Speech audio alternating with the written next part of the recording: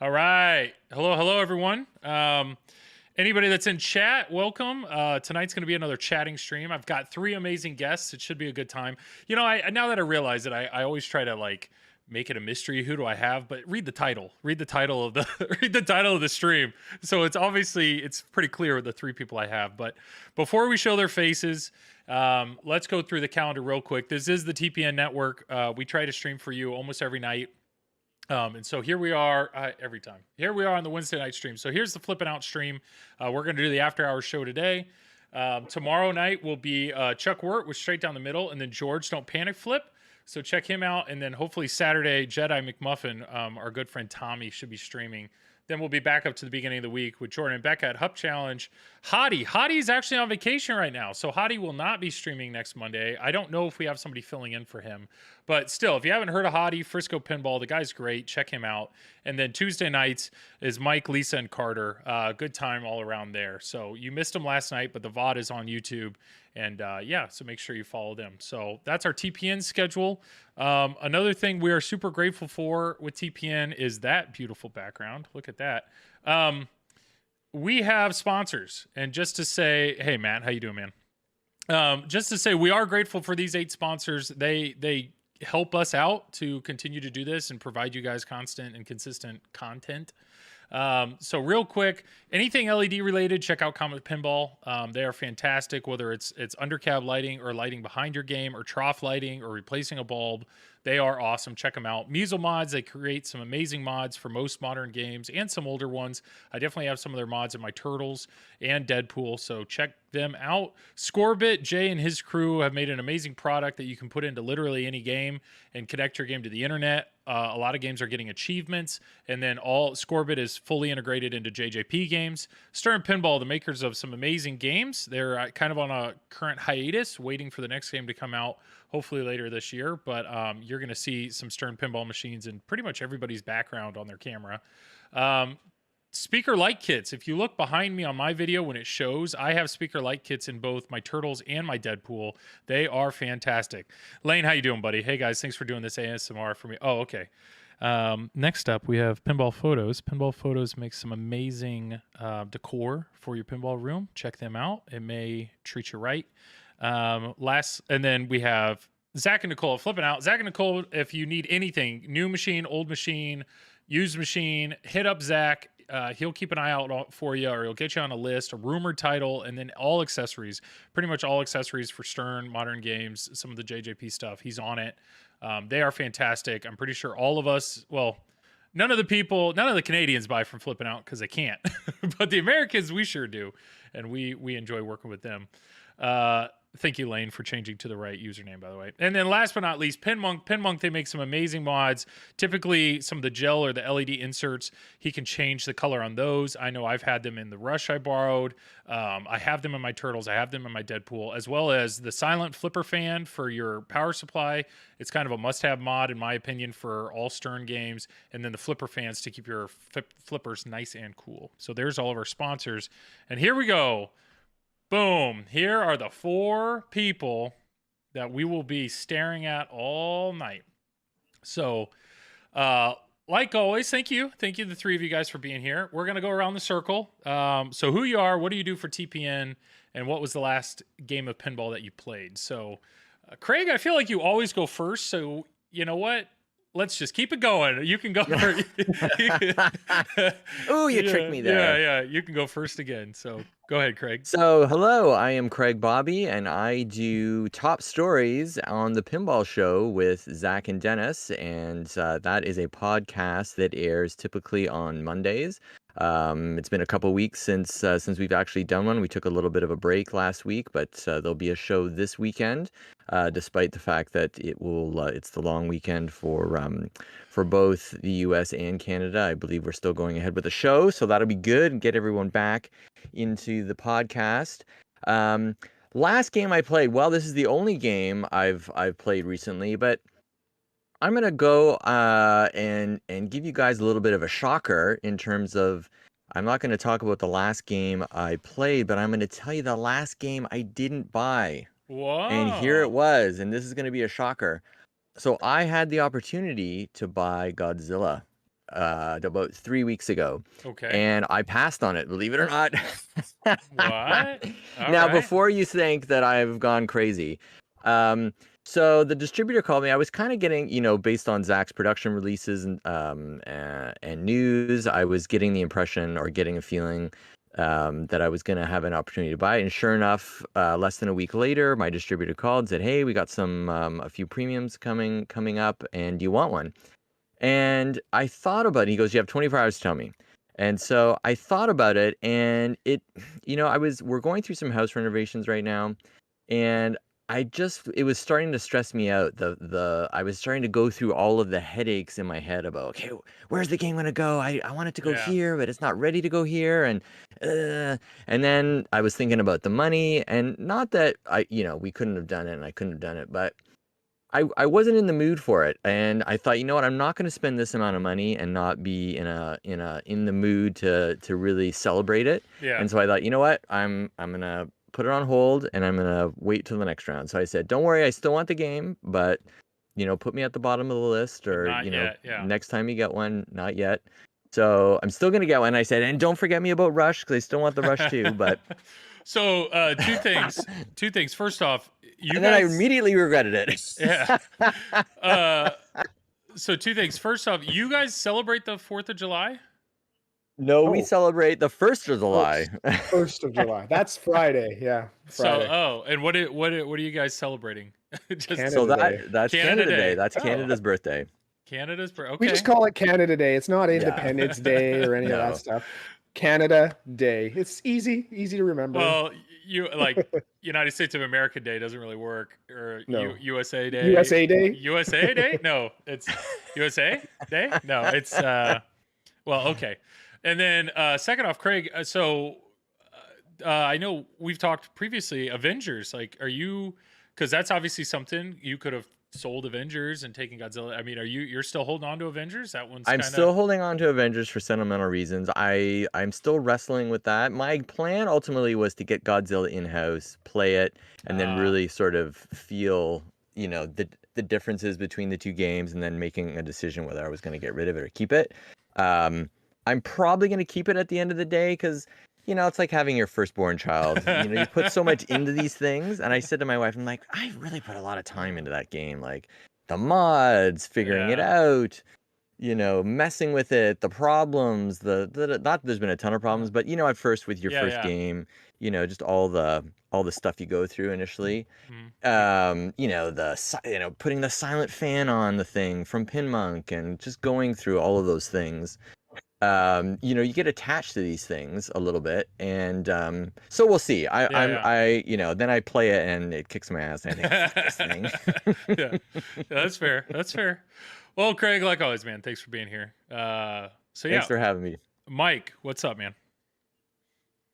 Well, I stream for the Pinballers on Twitch and TPN on Tuesdays, as Joel mentioned at the top of the show. And last game I played, by the way, Craig, you have way more discipline than I would. I'd be all over that Godzilla no matter what. I couldn't even believe I was doing that. Yeah. Yeah, no, I'd be all over it. And last game I played, I did a tour around the room earlier. I think it was Rush.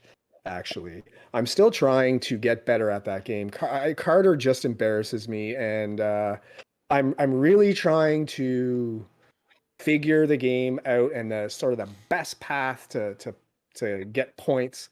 And Carter just seems to do it with ease, and I drain all the time, and I get pissed off, and then I end my game at ball 2 and walk away.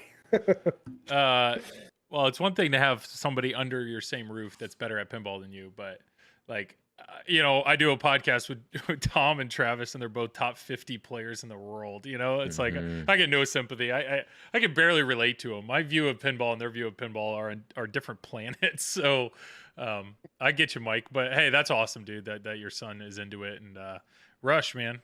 So Greg, if he would have called you up and said he had a Rush, Would it have been a different story? Well, I said to my wife, I said, the next time I get a call, I just want you to know I'm getting this thing. Yeah. Because I've been like, I can't believe I said no to that. I'm Yeah. like, if he calls me again in a month, because there's another run coming out, and I'm like, if he calls me, I'm going to take this thing this time. Yeah, that's cool. Because if I don't do it now, it's going to be next year, I feel, you know.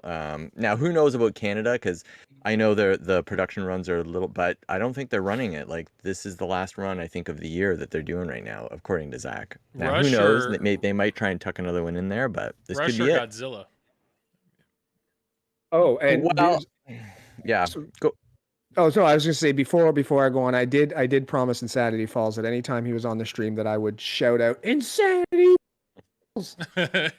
That's from Whitewater. If anybody doesn't know that. Oh, I didn't. Yes. I didn't know that. I didn't realize. Yes, Insanity Falls is the side ramp on that Whitewater. Makes sense. Yeah. Wow, look either. at Lane Bryan over here actually doing, you know, having some pinball related names. So well done, I think I want, just to get to your question, answer your question quickly. It would be ideally it would be Godzilla first. You know, just because I do believe it is the greatest modern pin that's been done so far, all in all. And I know that's, maybe I'm a little biased about that just because I love the theme, but I do think, you know, based on all the things that I know about that game, I do think it is, you know, all in all, the best game that there's out there. So that would be my first choice if I had to, you know, take them one at a time. It would be Godzilla first, but we'll see. You know, it might not happen that way.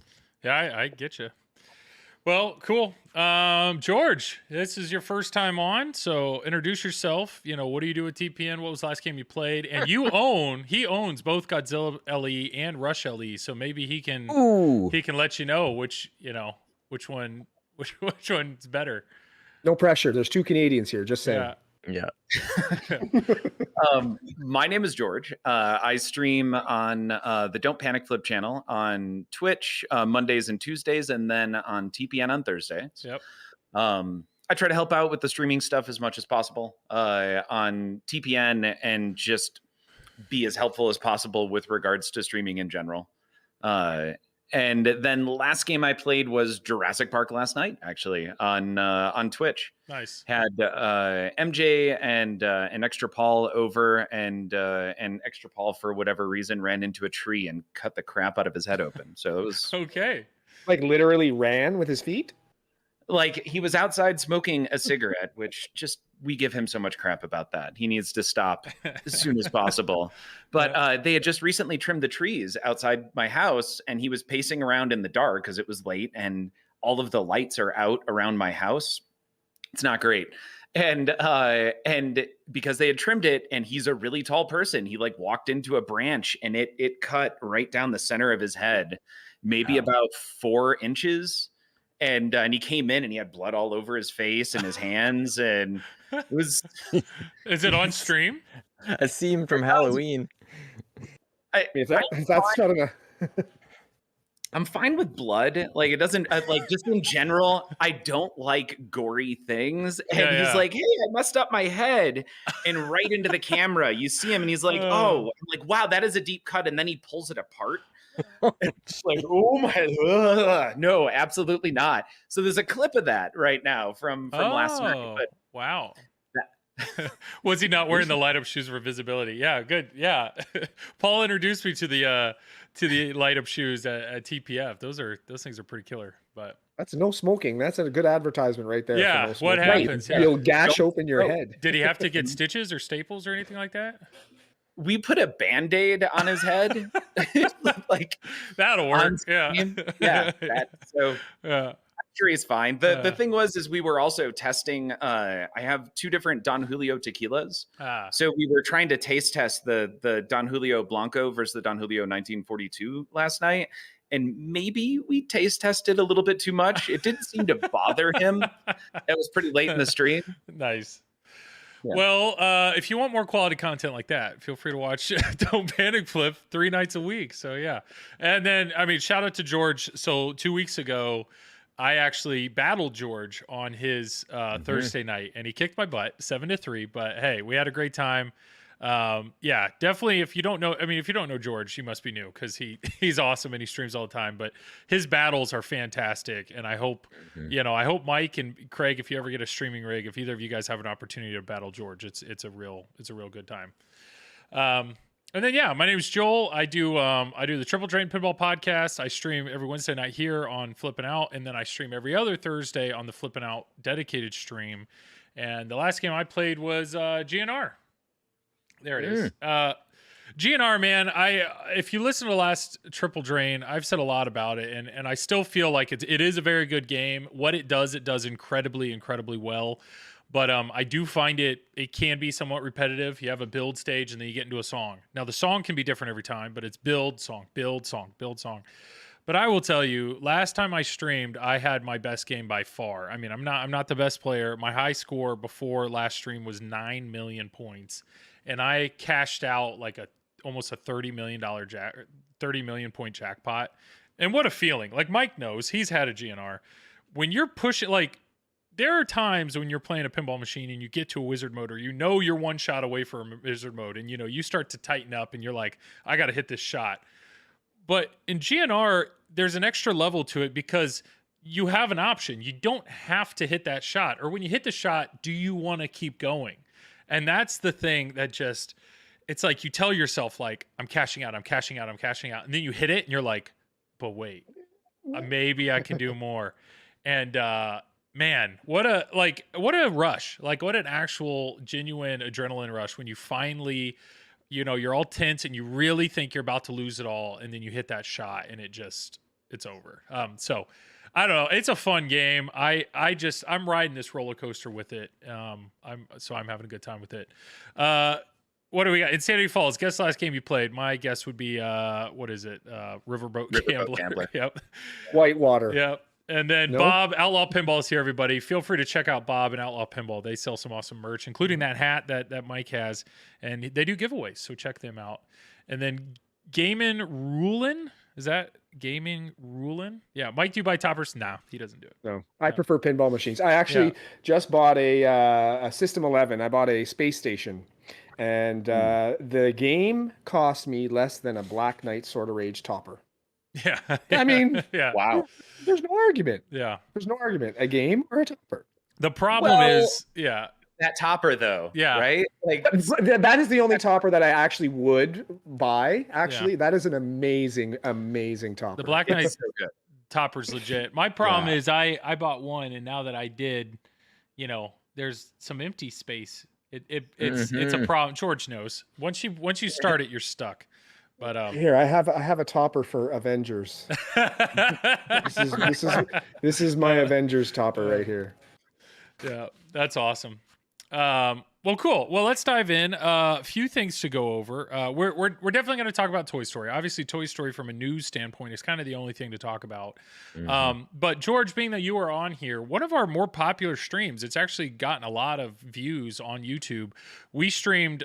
It was the three of us and then Zach Mini. So Zach Mini was on there.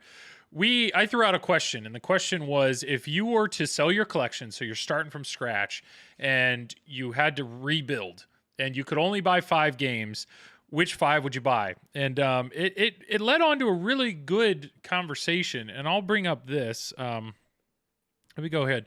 So these were the lists that we came to when we did it. So my 5, TNA, which I own, Godzilla Premium, which I have on order, Deadpool LE. I mean, I have Deadpool Premium. If I could get the LE, why would I not, right? And then I was between Stranger Things LE and Turtles. I own Turtles. And yeah, this 5th slot changes a lot in my head. Now that I say Godzilla Premium, why would I not get the LE? That's dumb. Okay, I'm going to go ahead and put LE there. You might like the art on the Premium better. Yeah, true.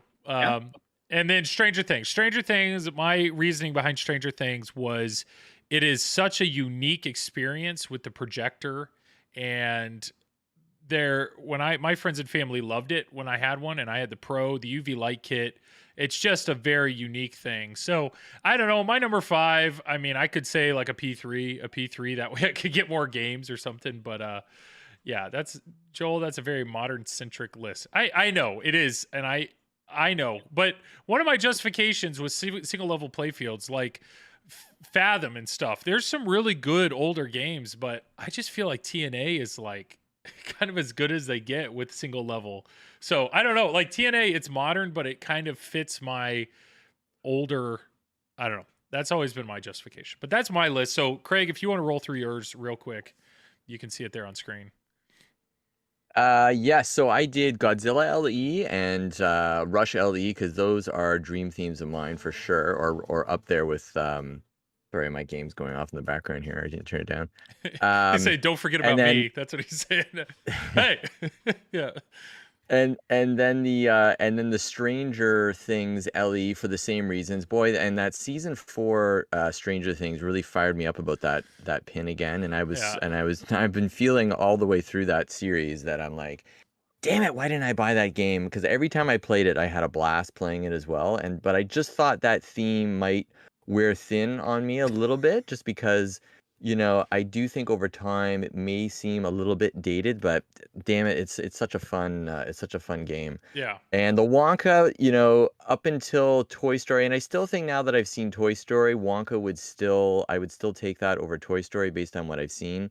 Um, and Bonsai Run, just to have something a little more vintage and very unique in terms of a pinball machine with that vertical playfield in the back box there. yeah. That's a good list. And Squalito asked, "What about Pirates?" When we get to George, I'll let George talk about Pirates because he's the only one of the 4 of us that's owned it. So I'll be curious to hear his opinion. Or you didn't own it; you borrowed it. It was a trade thing, right? Yeah, pretty much. It was a stunt trade. And then, yeah, POS means a piece of shite. So it's not positive. What do you guys? What's the polite way to say that in Canada? You guys have the the polite. Yeah, it's a Piece of crap. Oh, there you go. We'll take that. All right, appreciate that. Mike, you are up next. This was your list, so yeah. Yeah, so I think I probably had a more diverse list than You did. Well, Craig did have he's got his Bonsai Run on there, so that's pretty good. I don't think I would change anything. I think everything is still there. The only thing is maybe I'd bring in a Rush and throw that in. I don't know. I guess maybe Elvira or Twilight Zone would have to go. But interestingly enough, having played the different versions of Rush, I like the Pro better. I don't. I find the Pro more challenging. Really? Yeah, I don't. That stand up target instead of the VUC. Yeah. I actually like that it bounces back towards your flipper. It makes the game faster. It makes it more challenging. So I probably would choose a Rush Pro. If I were to change anything on the list, I would add a Rush Pro there. But other than that, I'm pretty satisfied with the list there for sure. Nice. And you said you actually, was keeping you up at night, but you have a taxi potentially on the way. That's possibly. I'm working on it. Yeah. I'm working on a semi-project taxi that I can Nice. that I can bring in. So we'll see. Fingers crossed. No, I remember your son Carter had a extremely diverse list. His list was like He did. a bunch of old games and then Rush. Yeah, he had Stargazer on there, and it was like then, Rush. Like Rush made his list, Yeah. so yeah. And then Zach, of course, did his. Zach being Zach, he did. Okay, which 5 does he want? Like, which 5 makes sense for him? So he said Godzilla LE. So if you don't notice, all 4 of us said Godzilla.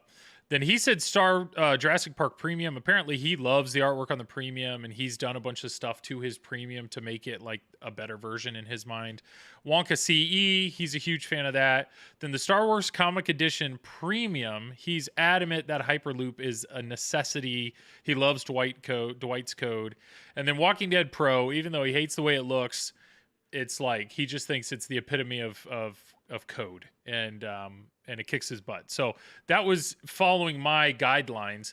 And then he did something kind of unique, which was if I was to recommend 5 pins for you to buy that are going to retain their value or potentially increase in value in the short term, these were the 5 that he recommended. So Attack from Mars Remake, LE, they're not making any more. Even if CGC decides to make more Attack from Mars, they'll never remake the LE, and that has the topper. Deadpool LE, the game's like a hit. They're never going to make more of them. Cactus Canyon LE, once again, the limited edition. He just thinks once Lyman's Code's going to come out, that's really going to be huge.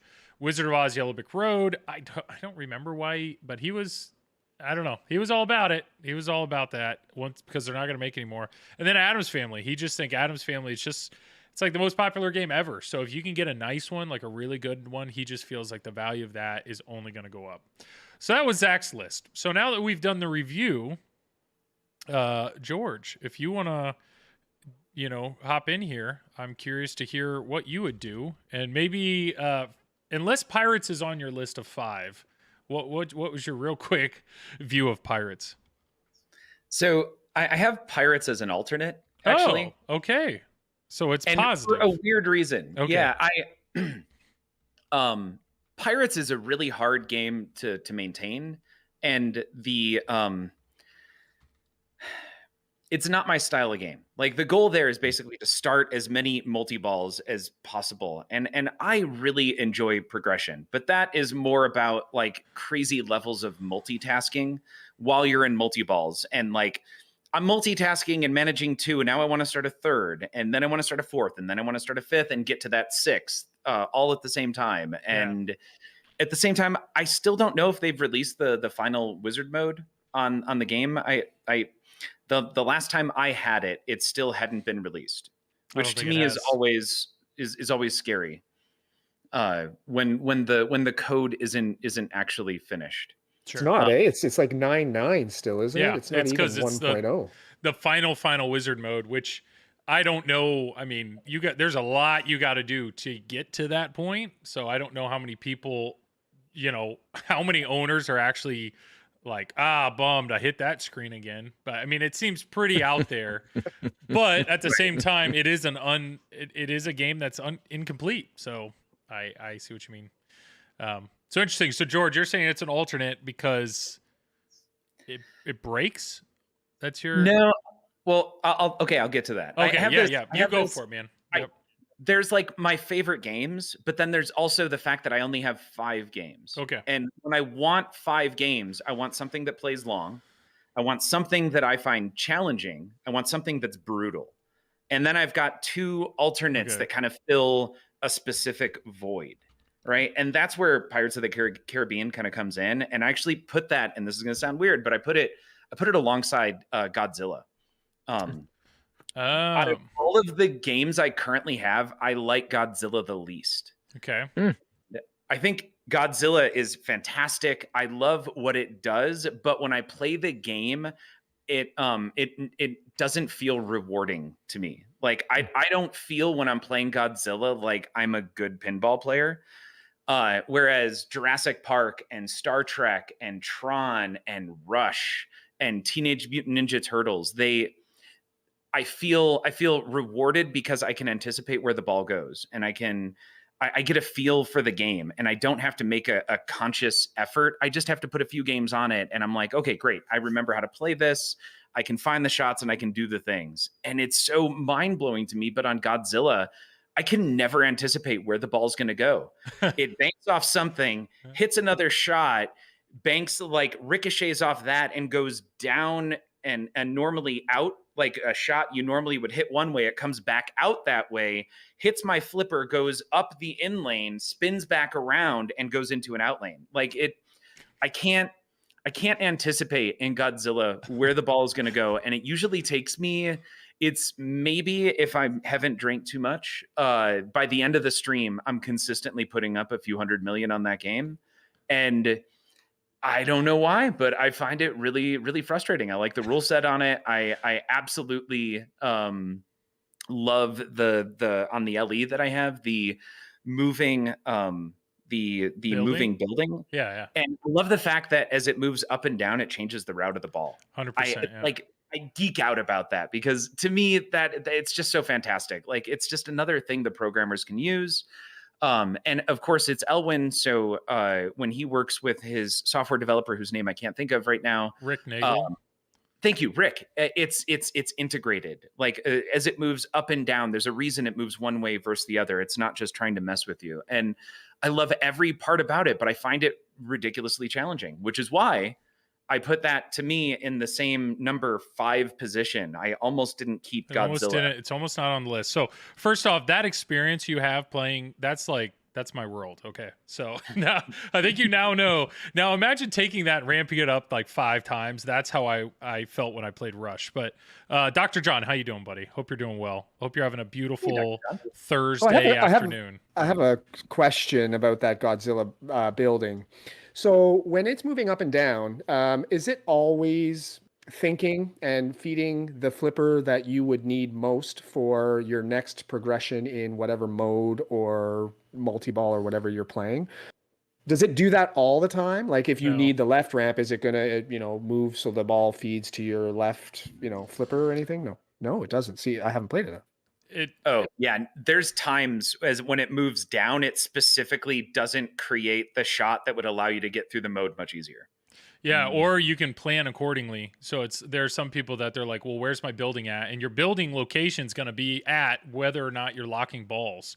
So if you've hit the building enough you could lock a ball, then that's one of those like, crap, I don't want to be here. I wish I would have been in the other mode. Or it's like, oh, now that I'm at this state, I'm going to pick Geigen because now I can literally hit the right ramp. It's going to feed my left flipper and I can just keep hitting it over and over and over again. So it's more of a strategic, you have more control over where the building is, not necessarily the game trying to help you or hurt you. Right. Yeah. Well, that's kind of why I like the Rush, because you can just hit a button and it'll feed whatever flipper you want it to based on, the button you hit, as opposed to just hoping the building feeds the flipper you need next. But, Yeah. Well, that's why I like TMNT Premium too. Yeah, for the same reason. Assuming the glider actually works, it allows you that same level of control. Yeah, I feel, George, you've had issues with your pins in the past, and the moment a pin becomes a burden on you, I feel like it's like seconds away from being booted out of the house. So it's gone. Yeah, the fact that your glider mech is still kicking it's amazing. I feel like, but the moment it dies, I feel like is the moment Turtles is out of your place. Turtles is great because it plays really well. Like that, it just my Turtles is fantastic as opposed to the Pro. When I owned the Pro, I could never make the middle shot. Like it was a struggle. And the few times I did make it, if you hit it too cleanly, it kicks a ball out. Yeah. and it doesn't trigger it, which was just so frustrating. And I've encountered that on multiple pins. So this one happens to play well. And I feel like after a game or two and I really find the shots, it flows very nicely. And I enjoy the game. And because I'm not a great pinball player, I'm still okay with focusing on progression. And since TMNT, I think, falls flat once you start focusing on points. Yeah, no, I get you. But so you told me number 1 is a long playing game. So I don't, unless you have a specific order you want to go into, go for it. But so I wrote those down: long, challenging, brutal, and then 2 other pins. So go for it. Okay. Long, Star Trek LE, right there at the top of the list. Okay. Star Trek LE is fantastic. It's probably the greatest of all the LEs, in my opinion, that Stern has ever done. Because of the lasers? Because of what? The lasers. The lasers on the side are great. The stainless steel panel, every part. Oh, and the fact that the cabinet on the sides, the actual emblem for Star Trek lights up on the head, on the sides, which is, it's just they took it. They could have gone 9, they could have gone 10, and they went 11 on Star Trek LE. Yeah, and I love that game. It's such a fun player. You drove like all the way to Texas to get it, didn't you? I did. Yeah, you went all out to get that guy. Yeah. Isn't that the only Stern game they actually did that with the little lights on the outside of the cabinet and stuff? Like, I don't think they've done that on another LE or anything. Like, that's unique. That is really unique. Yeah, they went all out on it. Yeah, it was like a Super LE before a Super LE, but so. There's a lot of love for Star Trek. A lot of love for Star Trek for sure. And yeah, I get what you're saying. Long playing. Okay. Yeah. So that's my long player. I feel like you can easily put a 15 to 20 minute game on that. And if you go the distance, you can play for 30 to 40 minutes on a single game there, especially if it's set up kind of nicely. Nice. It's there's no difficult shots. The toughest shot is under the flipper, in my opinion. Everything else is really simple. So then your what I think of as like middle game to me is, and it kind of borders on long playing, but Jurassic Park. I think Jurassic Park is just the greatest game ever made. Wow. There's and LE, I will assume. stand by that statement. Jurassic Park LE. I mean, if you can, why not Yeah. the LE? So you've owned a Pro. You currently own a Premium, right? Nope. No, you have an LE. Premium. It's a No, Promium. it's a Promium. It's a Pro that somebody ridiculously down the rabbit hole of mods, and this is the most modded Jurassic Park I've ever seen. But yet, if you're in that love, I mean, are you on the hunt for an LE? Are you looking to upgrade your collection, or you're pretty happy with your Promium? I'm happy with it. It is the single most brutal Jurassic Park I've ever played.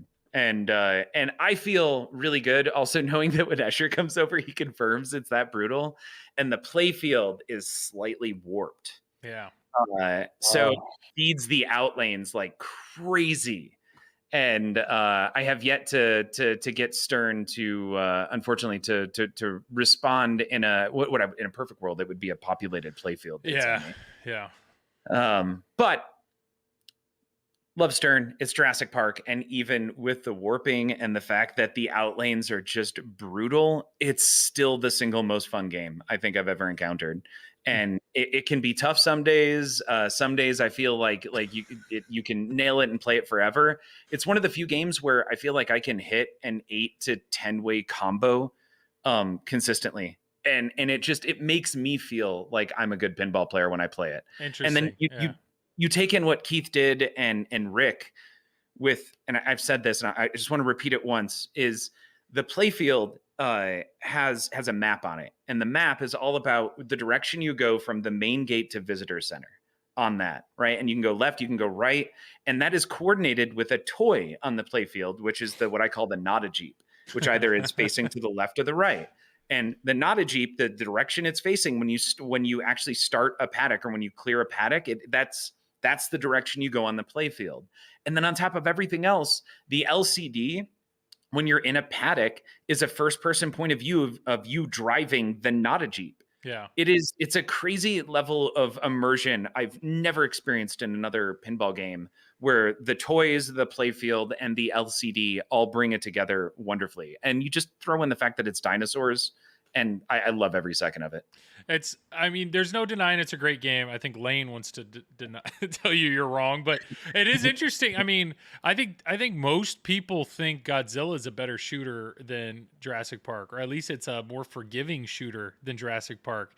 And yet you're saying you feel like you can combo Jurassic Park way better. Now, I know when I interviewed Keith about Godzilla, he personally feels Avengers is his best shooting game. So I completely agree. Yeah, that's interesting. So you hear that, Craig? That means anything from here on out is going to be harder than what you currently have. So. Oh, it is a great shooting game. There's no doubt. I mean, it's brutal. I wish, I wish that the animations on Avengers were a little better.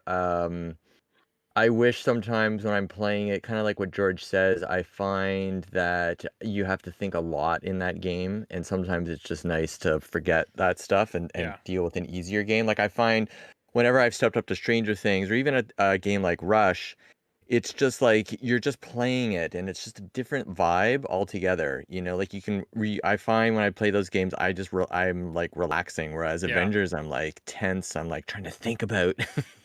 I'm probably thinking too much about like what to do, and then it doesn't work out, so you got to think about another strategy now, and there's just a lot to it. Now that's what also makes it, on the flip side, that's what also makes it, I think, a tremendously long playing game as well, because there are so many ways to enjoy that game and experience it, and so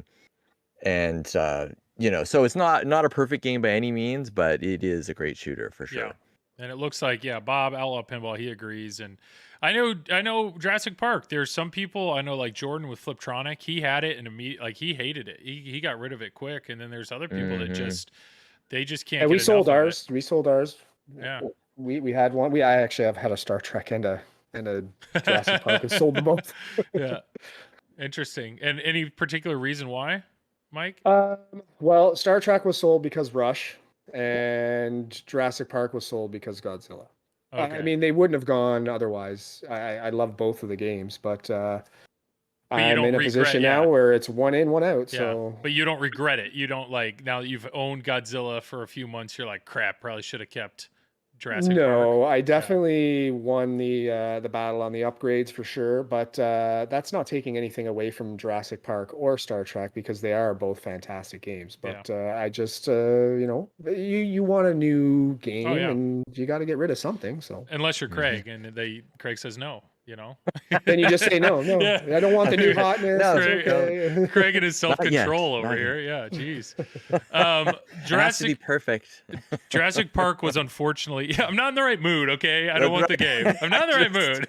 Yeah. Not today. Yeah, jeez. But if you call tomorrow, I might buy it. Yeah, that's great. Jurassic Park.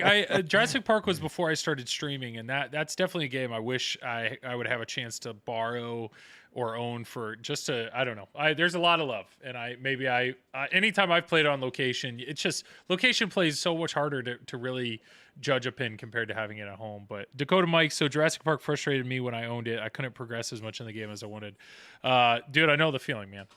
I know the feeling. I don't own any long playing games because I'm terrible. Insanity Falls. So back up to your list, man.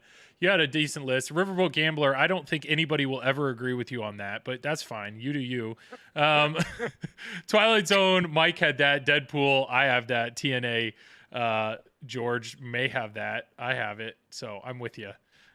Sucking his Pinball was great when you want to get a lot of mileage out of your pins. That's true. That is very true.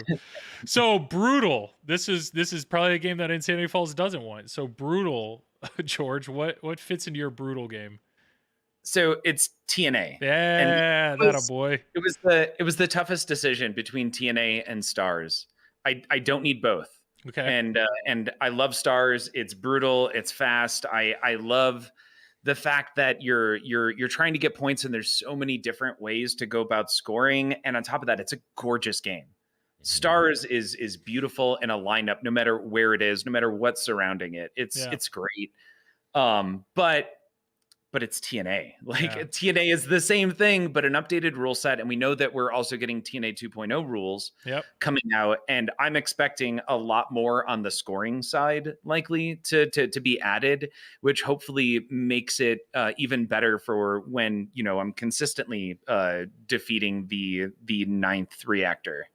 and progression no longer becomes the big ticket item that I'm focused on. Well, I know he has said, Scott's a great dude, and I've talked to him a good bit, and he has already hinted at that he is planning on adding a second multi-ball. And so if you think about the current code of TNA, how do you get to multi-ball? Well, you have to lock 3 balls, and then you hit the target. That's how you get it. So how's he going to sneak another multi-ball in there?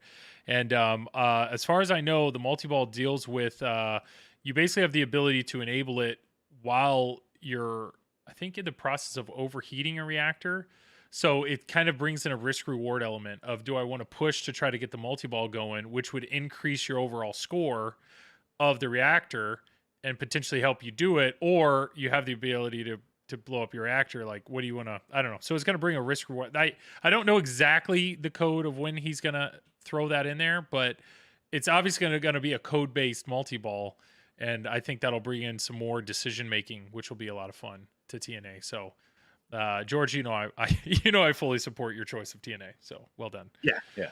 All right. So those, I like that. So those are long, challenging, brutal. Got it.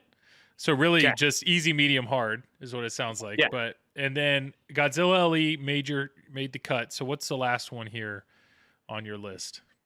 So that is Game of Thrones LE. What? Yeah, with the alternate actually being a pro version of Avengers. What I wanted was one game that was kind of rules challenging, something I could work up to, because Craig, I'm in the same boat as you. I love shooting Avengers. I just don't like playing it. Like if that makes, I never, the more I got into the rule set, the more I realized it was heavier on the thinking side than I wanted to get in a game. I typically want something easy and straightforward. And what's great is in working with some of these newer games now, I know to spend a lot more time actually looking at the LCD. So that way I know what to do and where to go. Yeah. And if I had more time with a pro as opposed to the premium that I had previously, I think I could get past the fact that I hate the Captain Marvel ramp and how often it rejects down the middle. Like that was enough. In the same way that I got rid of TMNT because of the rattling shot under the van, and also the fact that it was kicking out the other shot. Yeah. Like it just after the 80th or 90th time where it failed and it caused my game, especially as I was doing decent on progression, to end. I was just like, no, gotta get rid of this game. I find it too frustrating. Nice. So, yeah. Game of Thrones. Game of Thrones, though, Game of Thrones LE, when you had Game of Thrones prior, you could roll that game. Like you just rolled through it. It seemed like it was a piece of cake, walk in the park, just I'm going to beat Game of Thrones tonight. Here, let me I'm surprised. I know you like challenging games that keep pulling you back. So that genuinely surprises me. So why am I wrong? why do you want it? Yeah. Well, once again, trying to come up with 5 different games, right? Assuming in this instance, it's 5 games and you don't have a 6th or a 7th or an 8th. It was a long playing, a brutal, a challenging middle, and then Godzilla and JJP being kind of like a weird JJP being, do stuff while you're in multi-ball, which is the entire Pirates of the Caribbean JJP game. Or Godzilla, it's just the layout baffles me. And it's going to keep me coming back kind of a situation. And then the other one was Game of Thrones LE or Avengers, because it makes me stop and think. Interesting. And I thought if I had those 5 games, I could at any time, if I want to play pinball, play basically any style of game I'd be interested in. Like if I was into a heady evening where I wanted to think about my shots and what I was doing as I was progressing through and have the option to make changes, I'd do something like Game of Thrones or Avengers. Yeah, that's a good point. And that was I'm with you. I loved streaming Avengers because it always gave me different paths and always gave me different options of what I was trying to do, especially when I'd make a plan and it would fail. I could always change. But I was all like, it was such a workout, like a mental workout of constantly, okay, I missed that shot. Now my gym's on this ramp instead. So what do I do? And and the number of times I had people on the headset with me, like talking through strategy, like, okay, well, maybe you can try this. I mean, it really shows you how amazing the code is, but it also, I'm with you. Like, if you just want to relax, Avengers is not the game to relax with, for sure. A game, Insanity Falls threw this out, a game that's really relaxing is Black Knight Sword of Rage. Mike, I'm surprised that's not on your brutal, because that to me is probably the most brutal game you can play. And I mean, it's probably one of my favorite games that we own too. It's super, super challenging. It's not overly deep. It's pretty simple to grasp what you need to do. It's just a matter of doing it, and it's really hard and challenging. It'll rock your world. Yeah. Kerry Hardy, how you doing, buddy? Once again, thank you for all the content you create, man. I'm glad you're here. Dakota Mike, Beatles. So I've heard there's quite an argument. I think Zach had this. Like, if you're between TNA or Beatles, like, he looks at those as very similar games. So I see what you're saying with Beatles. Tales from the Crypt is an interesting one. Lots of modes in that. Very unique. Creature from the Black Lagoon, Elvira House of Horrors. Now, Elvira is one of those, that's a long playing game. Like, I feel like Elvira would be comparable to your Star Trek LE.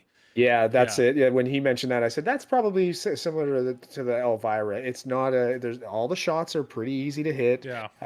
It's a long player, but it makes you feel good after you've played a game on it, right? It makes you feel like you're good at pinball. Yeah. And then Tron's a fast game. Yeah, fast game with quite a theme. I mean, George, you have Tron. You know the feeling there. So, no, these are some great pins. These are some great pins, and I've always loved this discussion because everybody's different. Everybody has a very unique feel. There's no right answer. Now, I say that once again, every single person has Godzilla on their list, so it's that's a pretty easy top game in my opinion. But no, there's definitely, I like the mentality though. Let's mix it up. And somebody said, where we're saying here in chat, like, what about a game where you can kind of turn off your brain and just have a good time? And that.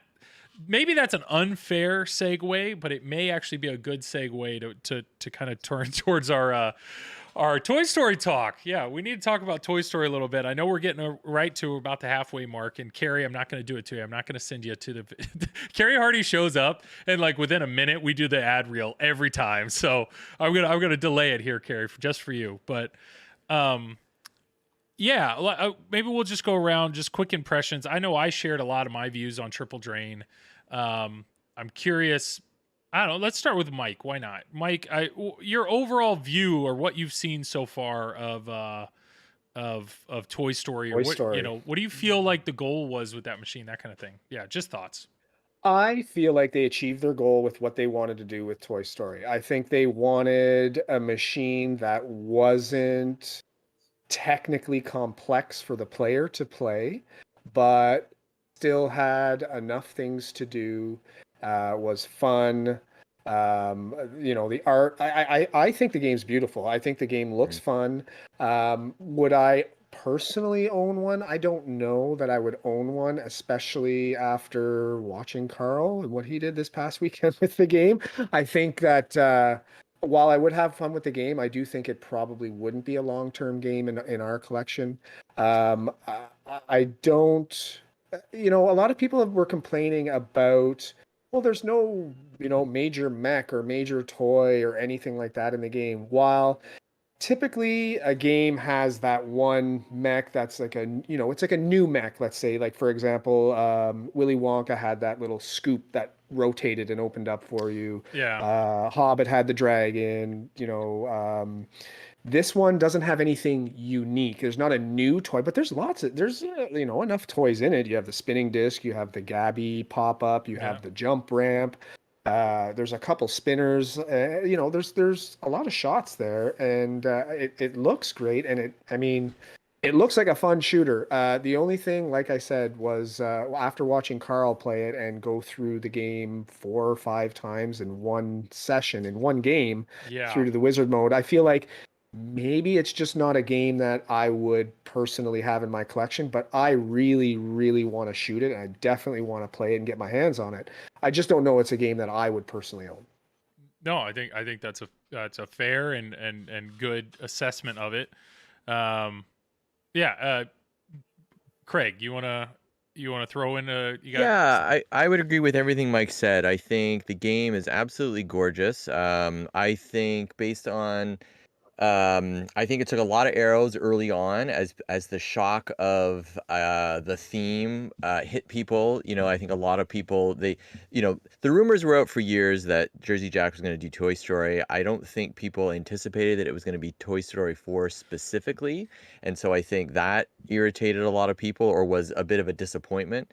But I think once people got their hands on this machine, the people that aren't A-level type players, I think, have found this machine extremely entertaining. I think once you just get playing it and get into it, I think it immerses you in that Toy Story world very well. I think for JJP, I think this game, what interests me about this game more so than the physical aspects of it are almost the business aspects of this game because JJP is really testing the upper limits of the hobby right now in terms of what they charge. Obviously, the LE, they only did 2 levels of games. Normally, they might do a third. So the CE, the collector's edition, which is their top level game, came in at 15,000 US, which is enormous. So I think that kind of took the hobby a little bit by surprise. I'd say the timing, if you could map that out with what's going on in the world economy right now, probably wasn't the best. But listen, they sold them out, and I think they shocked a lot of people just with that alone, and that proved that it's been a success. So regardless of how you feel about the game from a business standpoint, I think the company is probably very relieved that financially this game is a home run for them again. Um, and I do think it's a relief because Pat Lawler has finally done his game and has kind of completed his mission at yeah. JJP, which is one, get that factory set up and try and emulate as much of the Bally Williams production line as he could, which he has done successfully, and he's given them another financially viable title in Toy Story. Is it Pat Lawler's best game? some people think so. Others would say no, and I think that's up to opinion. Um, I don't think it is personally, but I think it's a gorgeous game, like Mike said, and I think there are some very unique things about this game in terms of that, the Woody iPad there that you see, and some of the emulations that they do with some of the games. I do like that Duke Kaboom ramp, into the back of the playfield. Yeah. I think that's hilarious, and I think they did that extremely well from an engineering standpoint. Anyway, I just think this game for them, despite the arrows it initially took, I think the more people that play it will come away feeling very entertained. And I think unless, again, you're like a top 100 player, I think you're going to be surprised, at how entertaining the game actually is. Yeah, so here in chat here, what do we have? We have S-Jab said, I played about 15 to 20 games on Toy Story. It's a great game, but yeah, would be cool if there was a super unique mech, like maybe the upper left area, but I did enjoy it, thought more than I thought it would. Wind Raider, that's Joe. Joe said it's a ton of fun to shoot, but I think we have high expectations on depth and value at the price. Mm-hmm. Would you pay 12 to 15K for an Attack from Mars Medieval Madness? It's a tough proposition. And then Pinmonk Victor, thanks for being here, man. He's one of our sponsors, so check him out. Yeah, I know. I know he has some views on Pat and some of the stuff that Pat said in his short. It's very clear. So at least me, I absolutely think they did what they meant to do. I think they made a very user friendly or like novice friendly game. It's very accessible. All the shots are accessible. The iPad and all the lights will draw people in. It's a very approachable theme.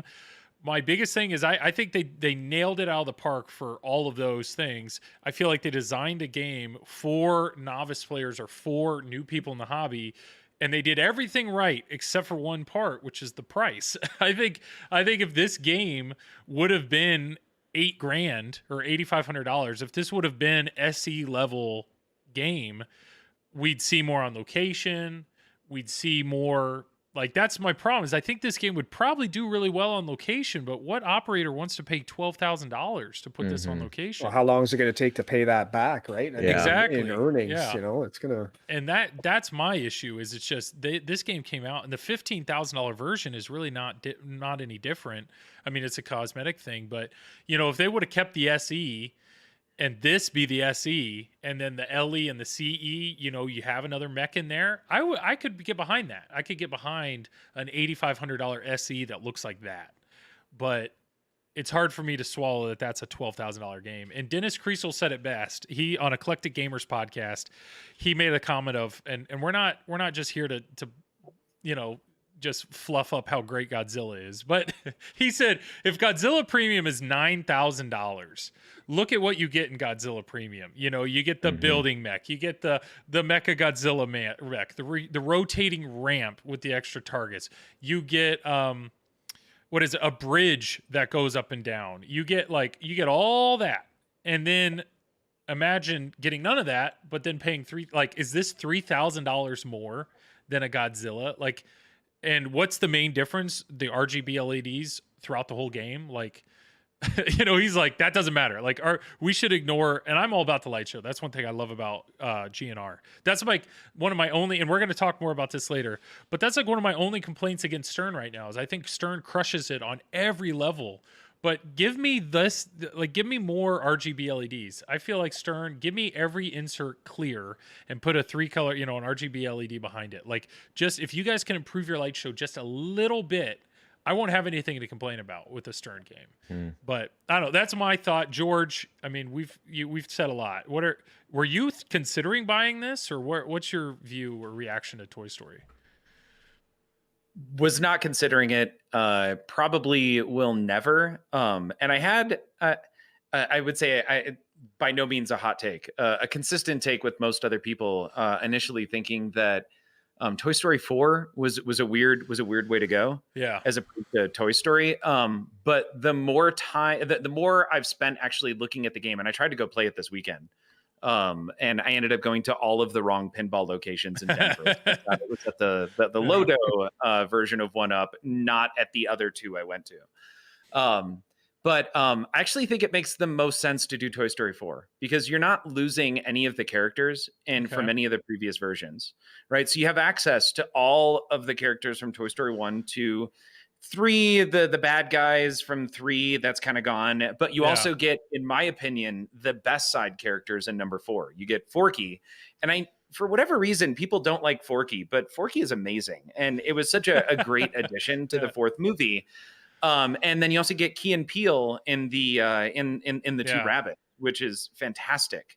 You then get there's Gabby was a great one as well. The big issue I had is that 4 has these really highbrow themes behind it. There's this concept in Toy Story 3, it's all about this the kid is moving on and going to college. So it really feels like Buzz and Woody are kind of like the parents who have to deal with this like separation anxiety from their kid. Yeah. Right. And what do they do? And that's where 4 picks up, which Woody is kind of trying to decide, like, okay, the kids are gone. Do we stay together for the kids? That is a massive theme in Toy Story 4. And then there's a secondary one that I thought was fantastic that I just recently read about, which is the like juxtaposition between Gabby and Bo Peep. And Gabby is a female character who literally can't find her voice. So and she needs and wants a kid to help her find direction and meaning in life, versus Bo Peep, who has moved on and is completely self-sufficient and no longer needs kids and deals with a bunch of toys who similarly don't need kids anymore. But when they feel the need for kids, they have access to a sand park that they go and get played with a little bit, kind of a thing. It's it's really weird because then Woody is stuck between those two places. Does he need kids or does he not? And I realized just now that I'm kind of spoiling actually a lot about the plot. But I hope anybody that's watching the stream right now, if you're holding out on Toy Story 4 and you really just Toy Story 4. Well, You've ruined it for me. Well, buckle up, man. I thought it was a brilliant movie as well, George. It's a great, it's really good. It's just I thought deep. it was one of their best actually of all the Toy Stories. I really enjoyed it. I would have preferred the game itself to not even follow the movies and just have the assets and sort of make it its own little, almost Jurassic Park-like, right? You know how Jurassic Park doesn't really follow the movies. It's got its own little, I mean, the animations on the screen, there's no movie clips if I'm correct. No, right? there are. I don't think I noticed. There's very little, if there is, there's very little movie clips in the actual screen. Are you saying Jurassic Park or Toy Story? No, I'm not Jurassic Park. I'm talking about Toy Story. So Toy Story, there are movie clips, and what's crazy is it's not just Toy Story 4 movie clips. There are clips from the other movies on the screen. Right, but for the most part, it's all done just for the game. Like it's all programmed in. I know there is some clips. Jurassic Park has none. Okay, little to no. But Pinmonk's saying there are lots of clips, but almost no audio. It's just maybe the audio. Yeah. Okay. But I just felt like maybe they could have been more creative in the theme if they just used the assets as opposed to the movie itself. Yeah. That's not a major complaint. I don't have a complaint about Toy Story 4 or anything like that. That's just a preference, but yeah. Also going back to Pinmonk there on the out of context, it does sound bad out of context now that you say that, but I'm actually pulling from some academic articles, specifically Ebert from Ebert and Rober did this great thematic breakdown of Toy Story 4 and what made it great and all of the different issues that were addressed across that. So it's I'm pulling from people who know how to actually break down a film across the 3 different acts and talk about those themes and really address what the writers were trying to get at. What I'm realizing is I don't dive deep enough into so like I'll tell you, last week I saw Tenet for the first time, And that movie, I've been thinking about that movie for days. I mean, like I don't have a problem diving into a movie, but maybe when I'm watching a Toy Story, I'm turning off and I just want Forky to make me laugh. Like that's good enough for me. The guy that does Forky's voice, Tony Hale, he's on Arrested He's Development. hilarious. And I mean, he's Yeah, incredible. he's so funny. Joel takes his kid. Yeah, his kid out rock falling. That's his. Hey, okay, my kid tripped on a rock one time. I happened to be watching. I get it, man. Victor doesn't forget anything. One thing you were talking about assets. I just saw this and I don't like it, but Woody right here, his pose is literally the exact same pose that they put right here on the apron. Copy and paste. Like it is straight copy. Oh, and I didn't paste. notice that Yeah, either. I Joel. never noticed that until Interesting. right now. So sorry to Come on. sorry to ruin Well- that one. Yeah, let's go ahead and put the pricing card or whatever right on top of it. Yeah. Looking at it now too, another a thing that's throwing me off is the size of the gap between the left in-lane guide and the apron. That is huge. Oh, down here? That is huge. If you look at any other pinball machine, the gap is at least twice the size of pretty much every other game.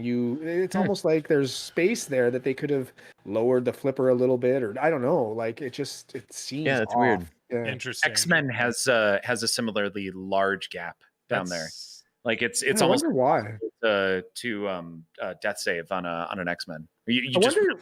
move the machine. I wonder if there's maybe mechs under the playfield there that maybe the kickback, because that is an actual kickback on the left Yeah, outlane. there's an actual kickback. So there. maybe they couldn't fit that with the flipper mech underneath, so Yeah. they had to adjust it or something. I don't know. So unfortunately, the only play. I mean, I appreciate whoever that was in chat that says they played the game. S-Jab. So thank you for saying that. But the only real experience or experience that I've heard, I've only really heard it from 3 people. I've heard it from Travis, my Triple Drain co-host, who beat the game on his 10th play. Now Travis is like a top 50 player in the world. He's got skills way above anybody in chat. No offense, but he's really good. And he just feels like if you have a game that's incredibly easy to like, if every shot on the game is an easy shot, these top 10 players are they're going to fly through the game. If there's no danger, if there's no chance of he can recover, he can plan ahead, he can just blow through the game. You compare that to like Zach Mini. Zach Mini's really enjoying this game. And he's saying the more that I hear people complain about this game being too easy, Zach's like, I feel like I suck as a player then, because he's like, I'm not blowing to the wizard mode. This is there's still challenge here for me. So Zach's enjoying that. And then once again, to go swing back the other way, you got freaking Carl. Carl D'Angelo is the only person really streaming this. I know Hub Challenge streamed it, but it was kind of a reveal stream. It was just a bunch of people playing. They didn't really get too deep into the game. But Carl, man, jumped on there. Yeah, 2.5 hour game. He had lapped it multiple times. Like high scores that people were bragging about were like over 50 million. And Carl ended up like 580 million or something. I mean, it's just insane what Carl did. So Yeah. To me, I think it's clear this game is not designed for high-end players. It's not designed for, and I don't necessarily see this being a tournament pin unless they do something to it to make it really brutal. But I don't know what you're going to do. And so because of that, I think we just have to focus this being for the novice. And Yeah. And so Joe Wind Raider there, I played it 12 times on location, lots of fun. I paused on depth and cost, but would love it in my collection. Yeah, I am really looking forward to hopefully having a chance to stream this, because my skill level, this may be right up my alley, and it may be a journey for me to get to the wizard mode. So I don't know. I mean, at the end of the day, I don't think this was the theme that everybody wanted. And I think JJP has kind of set, you look at all the mechanical toys and mechs that Pirate had. You look at all the mechanical craziness that the upper playfield and stuff that Guns N' Roses had. You look at what happened with how, I mean, just like they have set a standard of just innovation and crazy mechs in their games. And this is the first one that kind of came out without that. I mean, it in my opinion looks like an SE level pin, but yet they're charging CE level prices. I mean, and so that's Yeah. So I don't know if anybody in chat has any other thoughts. We don't have to go too deep. We have some other stuff to talk about, but any other initial reactions or thoughts, please let me know or throw it in chat there. Electroshot adapter for his test. Yeah. So make it painful for them. Yeah. That's the way to go. Electro. So who's that on? Is that Joe Katz on rules for this? Yeah. And Pinmonk, you mentioned a really good thing. Sound design is really bad in this game. And I the only reason I say that is just from listening to the stream.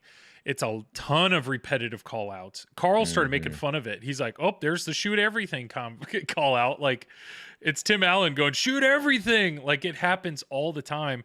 And then it's very clear that certain shots just trigger a sound effect. And it's just a lot of overlapping sound effects. Not that the sound effect's bad. It's just, it's almost the more that I've watched this stream, the more I've realized like how good Stern's sound department is, because the sound is never something you're complaining about. You know, it just it works. Yeah. So Homer. Well, and you can see too as a company that Stern, I really feel like the maturity of that company pays off game after game after game for them. Like they've really figured out, you know, as much as people think they've got a lane, it's like the right lane. You know what I mean? Like they do all these things and it's like people take that for granted now, right? Until they see, you know, I'm not going to slam it completely, but it is a different style where it's more like a slot machine that basically overwhelms you with, like you said, all these layered sounds that can be too much, I think, at times. And that was my impression of it as well, that it's a bit Wonka sort of felt like that, and this kind of, I feel like they amped it up even higher, you know, to try and, I don't know, make it fun. But I think it's almost overwhelming, you know. And then when you throw the lights in and all the stuff, it's like, what the hell's happening? You know, you almost have to tune it out, which you don't want to do, right? When you're playing these things. Well, and they've said Wonka, like you look at the playfield here, the tickets, like that's reminiscent of Wonka. There's some sound bites that are just, they feel like they're straight pulled from Wonka. Pinmonk's saying they outsourced the audio. Unlock Audio did the sound design for this. Yeah, David Thiel's the man. That was a loss when they lost him. I mean, JJP has JP to win, their graphics guy. They have him on lock, and he crushes it every time. But every time, their graphics are on point. But yeah, the audio package needs some work. For me, all the Jersey Jack games to me reminded me, like you said, slot machines. The sounds, the lights, everything. It's like Jersey Jack made the slot machine of pinball in every iteration of their games. And going back to the sound, if you watched Carl's stream, the final wizard mode, the music in that final wizard mode, it loops and it's maybe 15 to 20 seconds long. And that's it. And it just plays over and over and over and over again. Yeah. So, I mean, that's all things that they could change, obviously, right? They can add, you know, more longer tracks or something to it. But I agree. The sound probably could be a little better, and Stern is definitely knocking it out of the park with all their Jerry Thompson is a genius on most of those games. He's at the helm and leading the way on those, and the guy knows what he's doing, you know? Yeah. You know what? I never liked one thing, like I used to really like the Data East games. The one problem I had with them is that the sounds they used for a lot of the things you did in those Data East games were recycled from game to game. You know, you'd hear the same sounds in Lethal Weapon as you would Tales from the Crypt or Rocky and Bullwinkle or whatever game it is from Data East. And I feel like Jersey Jack is almost getting there with some of their chimes and their bells. It's all sounding similar to one another. Yeah. Squalito has a great question here, which is basically, if we had the ability to just each one of us get a JJP, which would you get? And I'll go ahead and answer first. I'd get Hobbit. I had a Hobbit. I miss my Hobbit. And when we talk about sound design, I actually thought the sound package of Hobbit was really good. Pinmonk, you probably know who did it. He's Pinmonk knows everything, but the sound package of that was one like that was such an immersive game. You plug in Mhm. and just this orchestrative, I mean, I don't know, it built, and the different mini wizard modes just felt so epic, and I freaking love. I have no complaints with it. Oh, David Thiel. So there we go. Tron, thank you. No wonder it was so good. Yeah, the sound package, in my opinion, of Hobbit was insane. So Hobbit would be my answer. We'll just go down the row. So Craig, do you have if you could throw a JJP game in your basement, which one are you picking? It would probably be Wonka. Oh yeah, I it was really on your liked that list. game, Yeah. and I did. The problem I had with Hobbit one, it was a wide body, and I'm not a big fan of wide bodies. I thought I was until I started playing it, and then I realized how slow I think wide bodies play relative to a standard Stern. And I just felt like that game too was a little barren for ramps and fun mechs in the game itself. I think they were so close to making that game absolutely perfect. And when you hear stories about what the game was supposed to be and all the things they had to pull out at the last minute to save costs or whatever, whatever problems they had with it. I think people waited almost 3 years for that game to come out as well. Like that, Yeah. you want to talk about a long wait. And that was people had put money down on that game. So they announced it.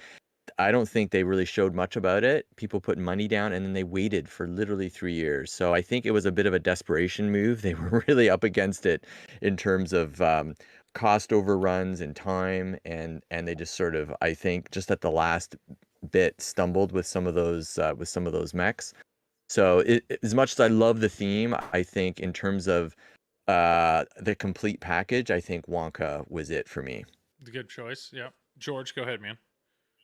So I'd probably choose Wonka, but one of the things I don't like about JJPs, and I've owned Dialed In twice, is how soggy and crappy the flippers feel. Mm-hmm. So knowing that there was a significant change, and I'm hoping it's just software and it's something that they'll be able to implement in other games that JJP has. But in Toy Story, they've fixed their flipper issues, and now you have a much greater control. And I think the way it was said was that the flippers feel in the first 5 minutes the same as they do 4 hours later after Yep. continuous play, and that was just it was a huge decision, or it was impactful on my decision as to whether or not to purchase a JJP, especially with all of the issues and the fact that the game just needs really strong flippers on Wizard of Oz. It's gorgeous, but I hate playing it because it feels like the flippers never really own, especially on one that's been beat up on location for a while. Yeah. So, And you want to talk about repetitive sound effects? That witch cackling, I can't stand it. Actually, I played it once and I was like, "How the hell could people stand this? This thing just keeps doing the same damn cackle like 15,000 times." the Pinmonk flipper fans, legit, I have them in GNR. It keeps the flippers feeling consistent, and it allows you to actually turn up the power a little bit. So I absolutely would, if you have an older JJP, I would encourage those. But George, did you have did I cut you off? I thought you had something. I think it was good. Yeah. Okay. All right. And then yeah, by the way, Arcade Hunters is in chat. Arcade Hunters is a fantastic YouTube channel. Check them out if you guys haven't checked them out. So thanks for being in chat. Mike, what none of them. So, yeah. No, they all suck. No, I'll take an empty slot. my favorite Jersey Jack game is Dialed In, but that being said, I've played quite a bit of it. I do enjoy the game. I'd probably take my chances with a Wonka. I've only played it a handful of times, and I haven't played the new code. The new code looks fun. It looks more challenging. So I'd probably take my chances with a Wonka and say, Dialed In is a second choice. But. Cool.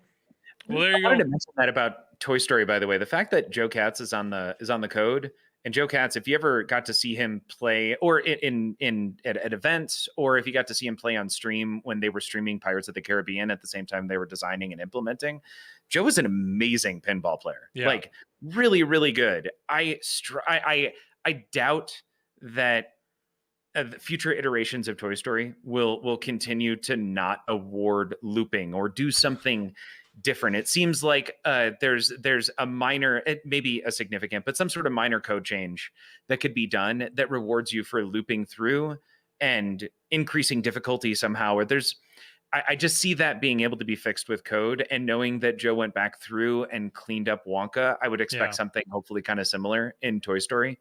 But that's a $12,000 big question mark on just the LE, let alone the. That's a great point. I mean, if he released a 2.0 version, I mean, if there was an option of like, you know, if Disney wants the easier, simpler game, more accessible game, here, put on that code, or, you know, here's a completely or a much deeper rule set or something. I mean, that could be huge, but that is obviously a big what if. You know, people are saying the same thing about Munsters. You know, people love the way Munsters looks, shoots, feels, everything, but they're like, man, if Dwight, you know, does a rewrite like he did on Ghostbusters and Game of Thrones, then there's a chance Munsters could blow up. But is he gonna do that? I don't know. That would be tough. But hey, I'm looking at the time. We're at 11:25, so it's we need to squeeze this in. We do have a few more topics to talk about.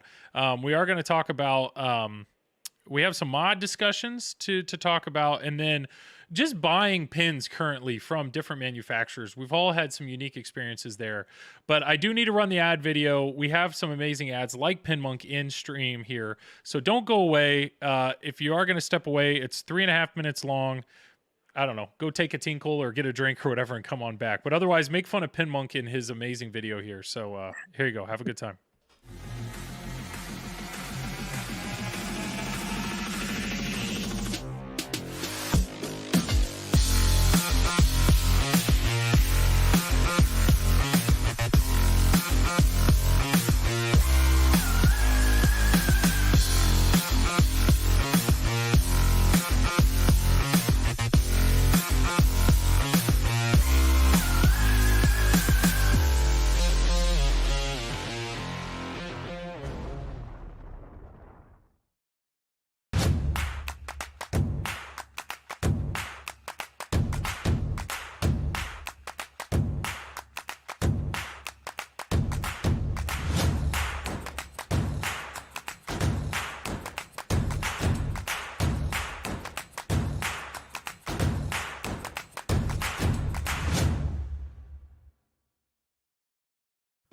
Your pinball machine deserves the best. At Comet Pinball, you'll find the best variety of LED products with the best quality LEDs, and most importantly, at the best price. Your collection is begging for an upgrade.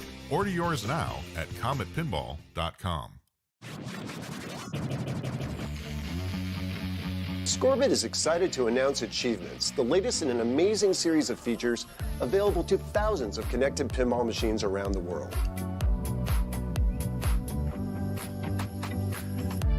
Achievements are part of Scorbit's free open platform. Scorbit already supports hundreds of pinball machines from the 1970s to today. Give your games new life by connecting them to the Scorbit platform and the universe of applications for pinball machines.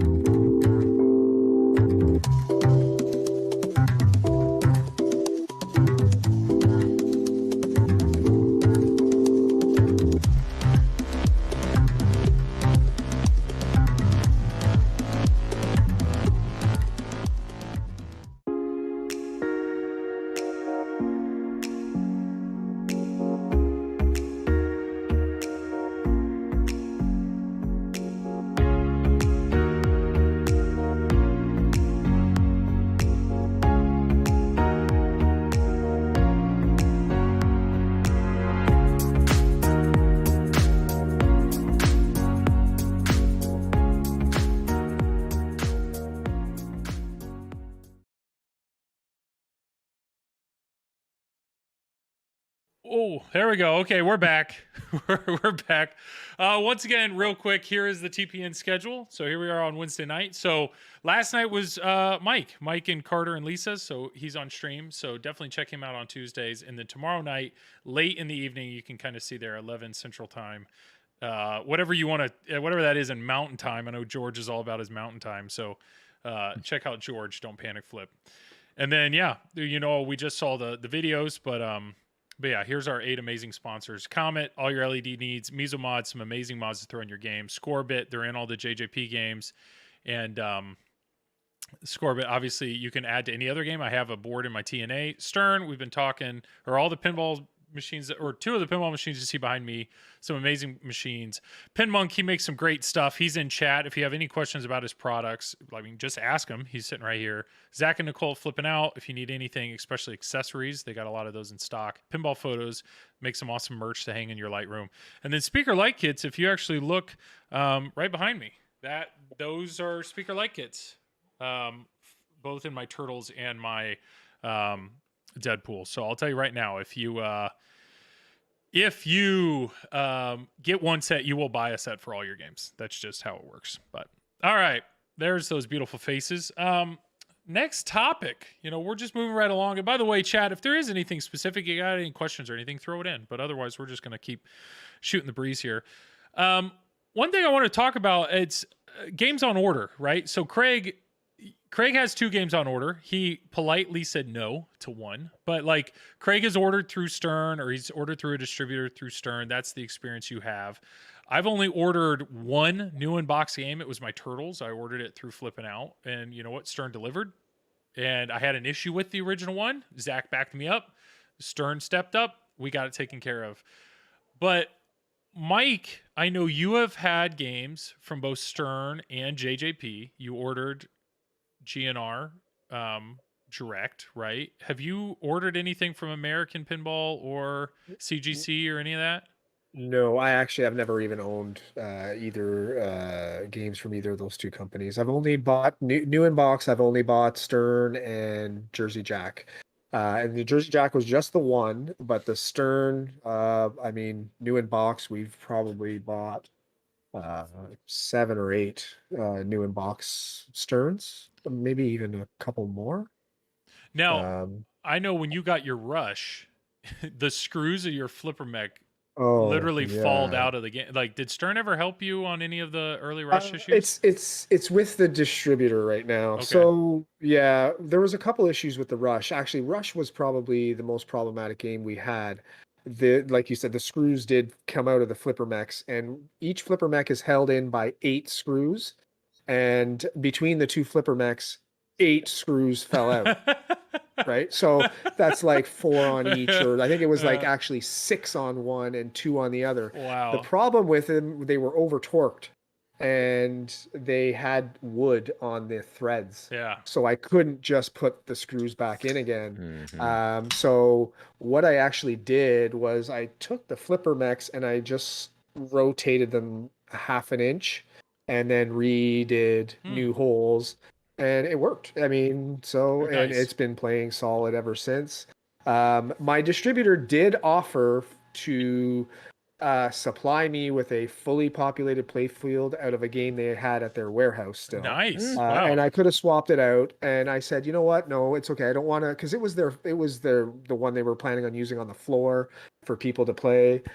So I told them not to worry about it. Just left it with the distributor, and we'll see what happens from that. But well, to Stern's defense, not that they need me to defend them, but you got like one of the first games, period. Yeah. I mean, you were like one of the first homeowners in the world to have a game. I don't know how it happened. So I would assume you maybe got one of the first 20 games made, it seems like, and they were still trying to figure out how to build them right. Yeah, well, I mean, the scoop issue, let's not go there. But we fixed that with the Ninja Camp mod. We also had on our very first stream, Carter was putting up a decent game on it, and the left flipper just died. So what actually happened was they had put a coil sleeve that was probably about a millimeter too short and then the other one, and that was actually what was causing the flipper problem. So I had extra sleeves, and I just popped a new one in, and it worked fine from there. But I like with Stern, I while some of their games, there is issues here and there, but every game has issues. Yeah. I do have to say that Stern's customer service is pretty fantastic, though. I had an issue with Mando, and it was the diverter, the little diverter where the ball goes into the upper play field. It's like a little metal, Yeah. Yeah. C with. Anyways, it broke. And I emailed Stern, and less than a week, I had a brand new one, and it's been in there, and had no problems since. So. Nice. And I've gotten like a Deadpool. I had chipping in my play field. They sent me a new play field. Wow. They've always been pretty good at responding and getting back to me whenever I've had an issue with the game. Now, So. with all of those issues, though, are you communicating directly to Stern on those, or you go through your distributor for that? With the Mando issue, I contacted Stern directly. With the Deadpool issue, I contacted my distributor, and the Rush was also my distributor as well. So I've done a little bit of both. Yeah. In actuality, the Deadpool thing actually was, I had mentioned something, I believe, on Facebook, and someone at Stern had seen the post and messaged me on Messenger, Oh, wow. and just asked me to give them more details about the problem, and I explained it to them, and then they sent out an unpopulated playfield to replace it, but I'm okay with that. I would never replace it anyway. I sold the game, and the playfield went with it. So it's just, if the new owner eventually wants to replace the playfield Yeah. and do the swap, they have the playfield. So. Well, I definitely think it shows the value. I mean, Stern, I think, does a good job direct, but I think having a good distributor really Oh, yeah, helps definitely. fight your Yeah. battles. And Yeah. so that brings me to George. George, you have ordered straight from, you have a good distributor, but you've ordered Stearns, you've ordered, I know, American Pinball, you've had a Hobbit or Hot Wheels. I know Spooky. You've ordered, I don't know, three games from games, Spooky, and then recently you've ordered. You're still on order with Multimorphic. So, kind of the floor is yours. I don't know. What's your view, or how does it feel now? I don't know. You know what I'm prompting you. So just feel free to share. I don't know your thoughts on just the different experiences and the feeling you get ordering from different ones.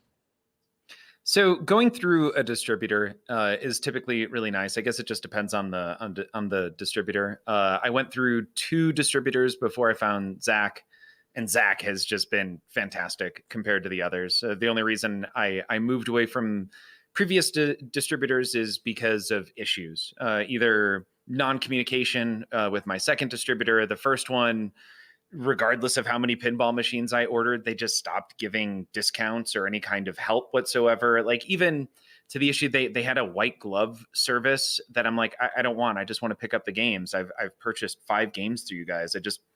Let me come pick it up. I don't want to have to pay for the service. It's really silly because you also don't fix the games because you're so far away. So the white glove service is kind of useless. And I got frustrated with them. Zach, on the other hand, he's just responsive. Text, late at night and on weekends. I know there's a joke about that, but legitimately he's ultra responsive all the time, and like lets me know when he's going to go on vacation, just so that way he doesn't send, like, if I send a question or something, he gets back. So distributors, I feel like are awesome, and I can't recommend Zach and Nicole from Flipping Out enough. And he's literally, I mean, you're in Colorado, Zach's in Indiana, so this is not like, you can have a good distributor that's not local. Yeah, absolutely. In fact, I moved away from local distributors, and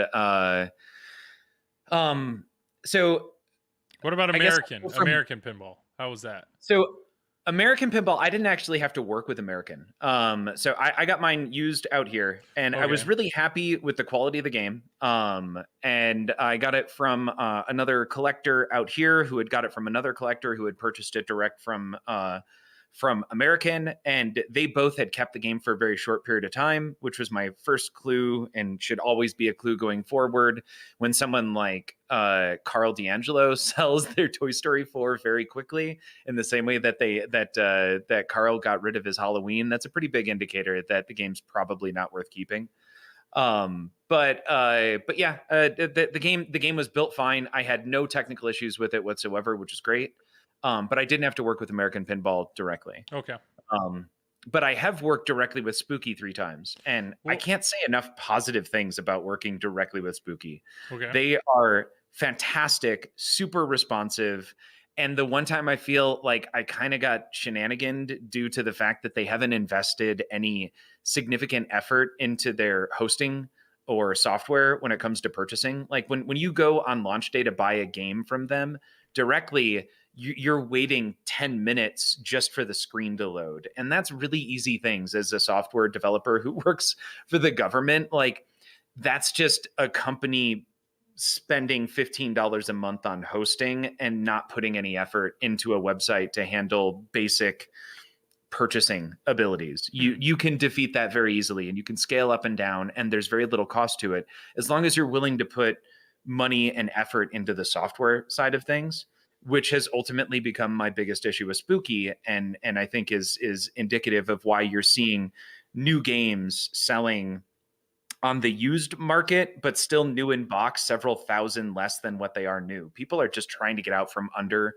Halloween and Ultraman right now, and to me, that is entirely because they have done nothing on the software side. They're not focusing. They got rid of some of the software people that really could have helped them out. So you can see that throughout every part of the company. Regardless, working with them is fantastic. Their accounting department is great, and the one issue I did have, they literally called me and made an Ultraman happen when I wasn't able to make the purchase, because I purchased it and I got a confirmation that the purchase was successful, but hours later I found out that I was one of 10 or 15 people that got a confirmation message on launch day that I successfully ordered Ultraman, but it didn't actually happen. Yeah, and I That remember was the universe trying to stop you from buying Ultraman. Right. They gave you a now I shot. know. And you're like, Well, Yeah. So, go ahead, George, Mike. question regarding the software, since I've never played a Halloween or a Ultraman.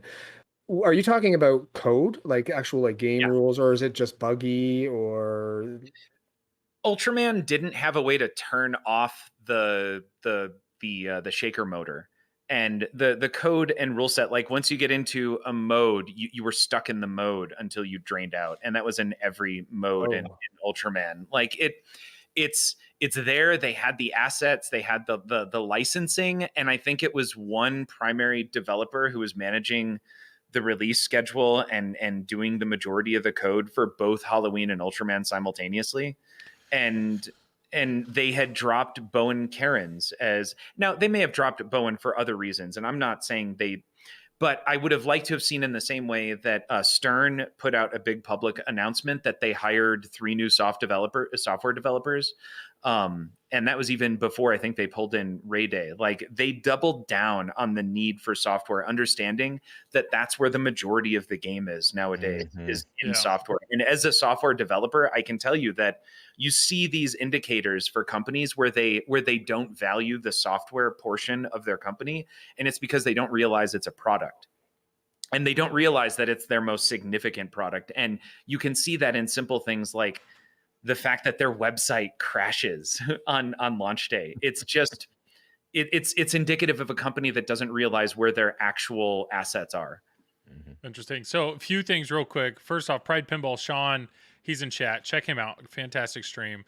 I know he has an Ultraman and he enjoys it. So maybe we should watch some of his streams, see how much better it's gotten. But I will say my own personal experience with Spooky, I bought a TNA used. This thing was routed to like all get out. And my TNA has pooling around the posts. And I know that was an issue with a certain, number of TNAs. I shot them an email and they offered to sell me a playfield at cost. Like, and I think at the time it was like $400 or something. And I didn't buy it. Like I didn't buy it from them. They haven't made a dime from me, and yet they're willing to take a hit, and they just want me to have a good game. And they actually sent me a kit with the washers. And then another thing, because it was routed, the LED strip that's in the back box of the TNA was on and on and on, and it had yellowed really bad. so I messaged them like, hey, is there a way I can buy one of these from you? And they're like, sure, what's your address? And they just sent me one. Like, it just, I didn't even buy it. Once again, so truthfully, TNA, I have not, like, I've cost Spooky money. Like, I don't buy it from them, but yet they've given up money to help me out. So as a company, I know they care, and I think they're, and I'm now, that was a few years ago, and I hope that things continue with that. Everybody wants you to have a good game, Joel. Thank you, Victor. Now I will say I do have a rumor. I have a rumor here. I know this is not my thing. This is not rumor corner, but I have heard a rumor that I've been told is worth sharing. So what I've heard, well, first, this is not a rumor. TNA 2.0 is happening. It is happening, and it is going to happen in the next few months. So if people are on board or saying, I want to get in on TNA, it is happening. It is happening. The rumor that I'm hearing is that the next Spooky game is going to be another doubleheader. Like, they're going to do this again. They are going to do one physical game with two themes. And what I've heard is one of the themes is Scooby-Doo. Now, I've heard that. I've heard that too. I've heard that, and it deals with licensing. Scooby-Doo has, there was a company that owned Scooby-Doo, and they don't own it anymore. Hanna-Barbera. So somebody else used to be Hanna-Barbera. So the other side of it, what I've heard is Scooby-Doo is one side, and the other side, which I don't think has been officially announced, is it is kind of a horror theme, or it's kind of a scarier theme. So they're doing their whole thing again, you know, like kooky, friendly, kid friendly. I don't know. Ultraman's kind of friendly. Ultraman had the better art package. I'm just telling you. I mean, George agrees. Ultraman was pretty great. I agree. And the other side is, yeah. So I am curious to see if that works out. If it doesn't, you know, I'm not going to be the new guy that breaks, you know, like, this is not my new thing. But no, some of the people we chat with in the background, they threw that at me, and I had reached out to a few people before tonight's stream. I was like, hey, any ideas on prompts? And they're like, hey, feel free to drop this rumor. So, yeah. I want to throw out really quick on TNA. Realize that's not Spooky doing software. That correct. That is Scott Scott Denisi. The second game is no, it's not Halloween 2. Yeah. So is this after? So yes. What I'm sensing is, I don't know if Spooky's ramping up production or what, but I'm guessing TNA 2.0 will be coming out within the next few months, like soon. I don't know if that means they're done with the Ultraman Halloween run, but that's going to come out, and then after that, unless it's a separate line, will be the next set of games, because it sounds like it's another one playfield, two games. Is there any differences in TNA 2.0? What I've heard differences wise, he's adding to the code, and by he, it is one guy. It is Scott Denisi. Scott Denisi did all of this. So Scott Denisi is adding to the code, but all the code that he adds to TNA 2.0 is also accessible in TNA 1.0. Everything that's different in TNA 2.0 is all it's all cosmetic, is what I'm hearing. So right now there are upgrades that people have done, including Scott. Scott has actually coded in the game. So like, my TNA has clear drop targets because he added that later. My TNA, the timer between the flippers is the timers from Rick and Morty, because he added 2 extra LEDs. So it's a different timer. So like, that'll be in there. The target decals will be in there. I think he's saying the green plastic protectors that are released later, that'll be in there. If you look at right now on Spooky's website, they sell a powder coated rail, like a unique rail setting or set. Those will be in there. The other thing is the backboard box, the speaker panel box. Mine is wood. They converted to like a metal drop down box recently. It'll have that. And then the score displays, it's a different score display, but that's it. Like, it's all cosmetic.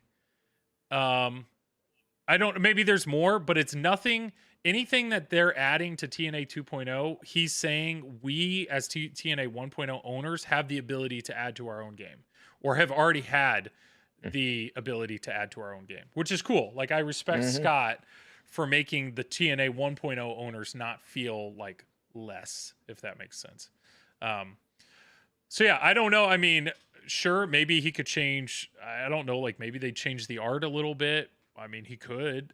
But I don't know. And then price point, I have no idea. My guess would be $8,000 to $9,000. I don't know, but I'm not. I'm in a weird spot because as much as I love that game, do I want to spend?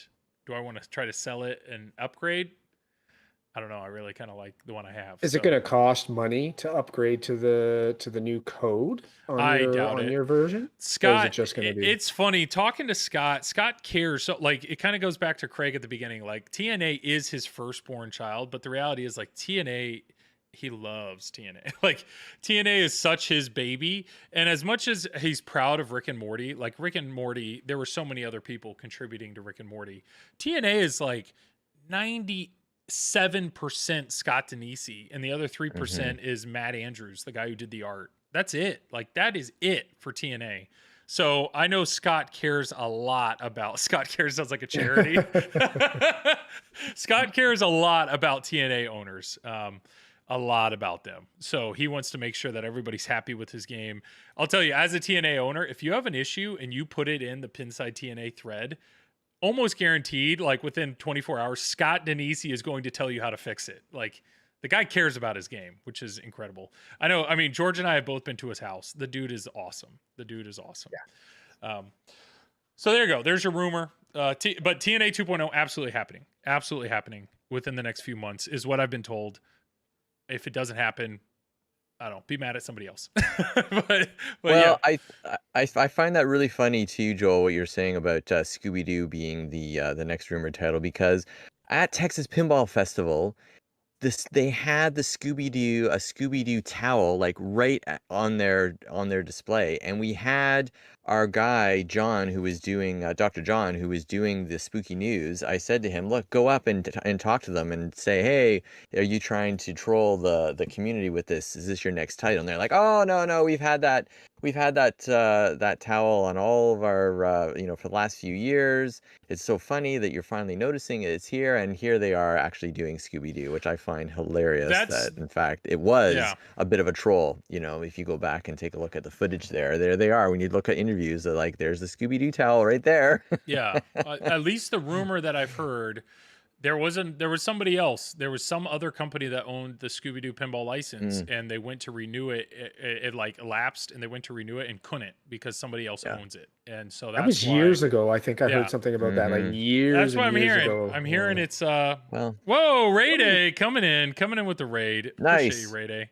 Well, and it'll be interesting to see too how Spooky responds, because clearly I think there were some issues, regardless of whether you liked the theme of Ultraman or Halloween. I think there were issues with that release, like right down the line, from code to art snafus to like George was saying, just even their website in terms of ordering it. Like, so hopefully, and they seem to be a company that responds to these things and that takes that looks at how to improve things going forward. So I always think a measure of a company is not when a mistake is made, but how they respond to those mistakes and how they recover.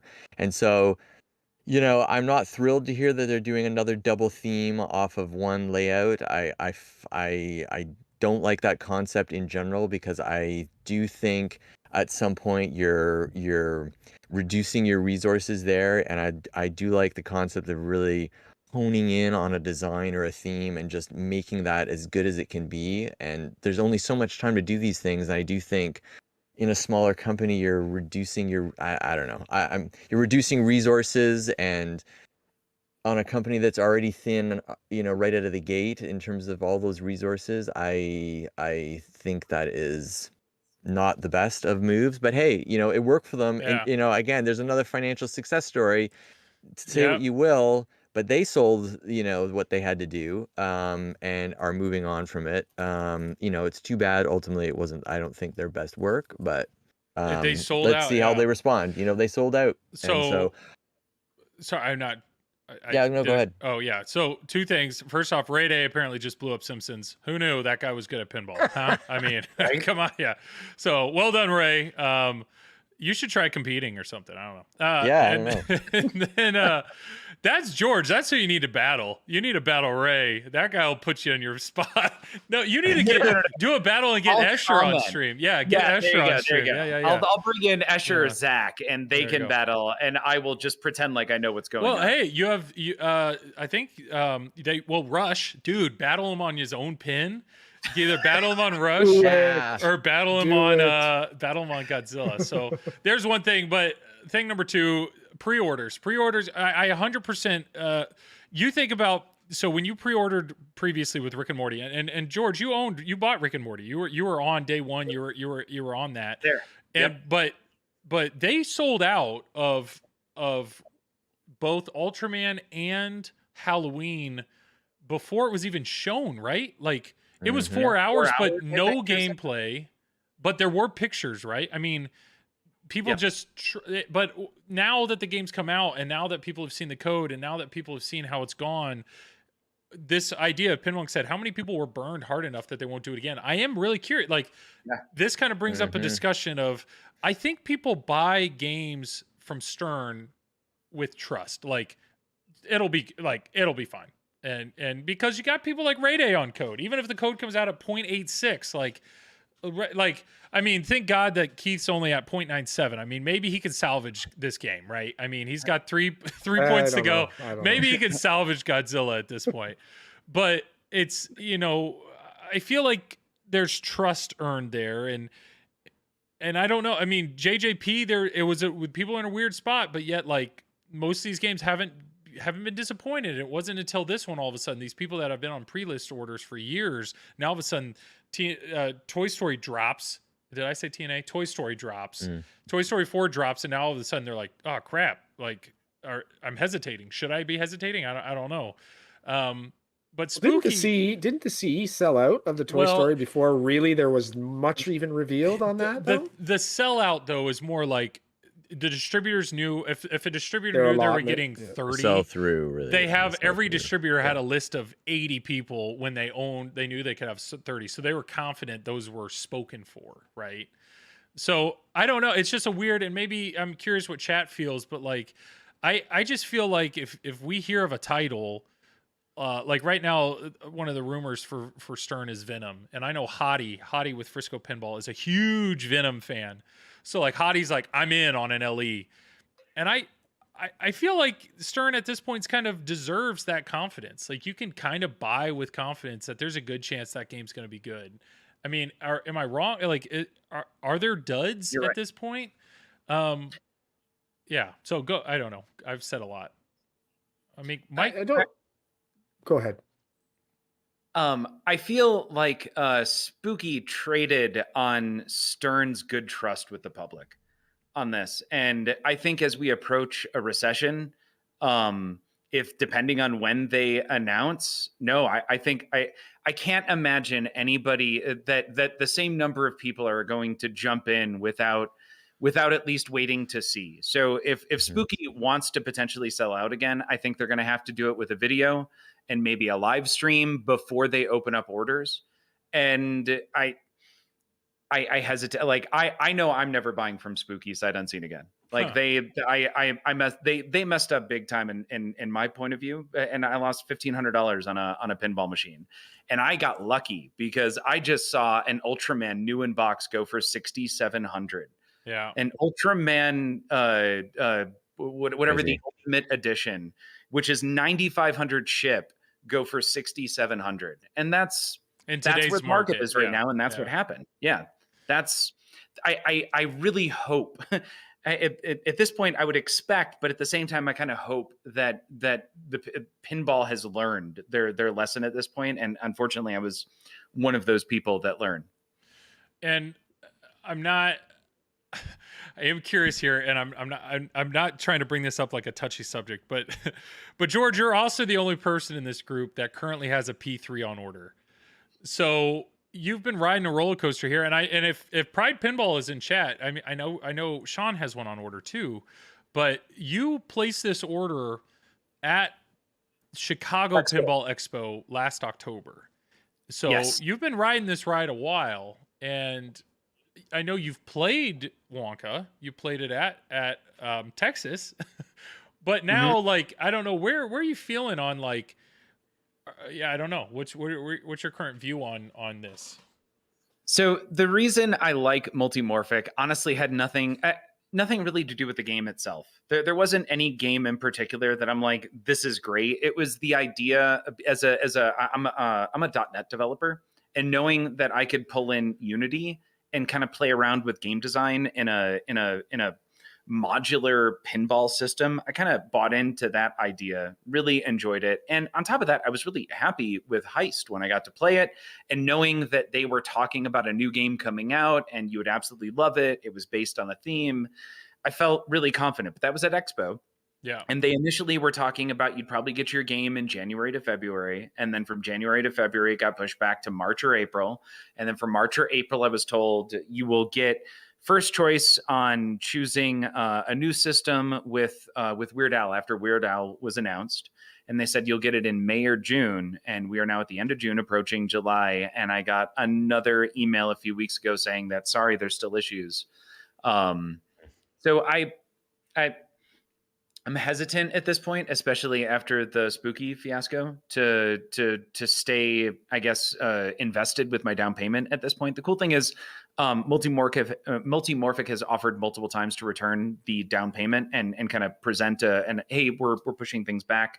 Do you want to stay? Do you want to keep your deposit, or do you want us to push that back to you? Sure. So they've been very communicative, and I still really enjoy the system, and I'm jealous of Fliptronic and their system that they have as streaming it and getting to play it a bunch. Yeah, Fliptronic's local.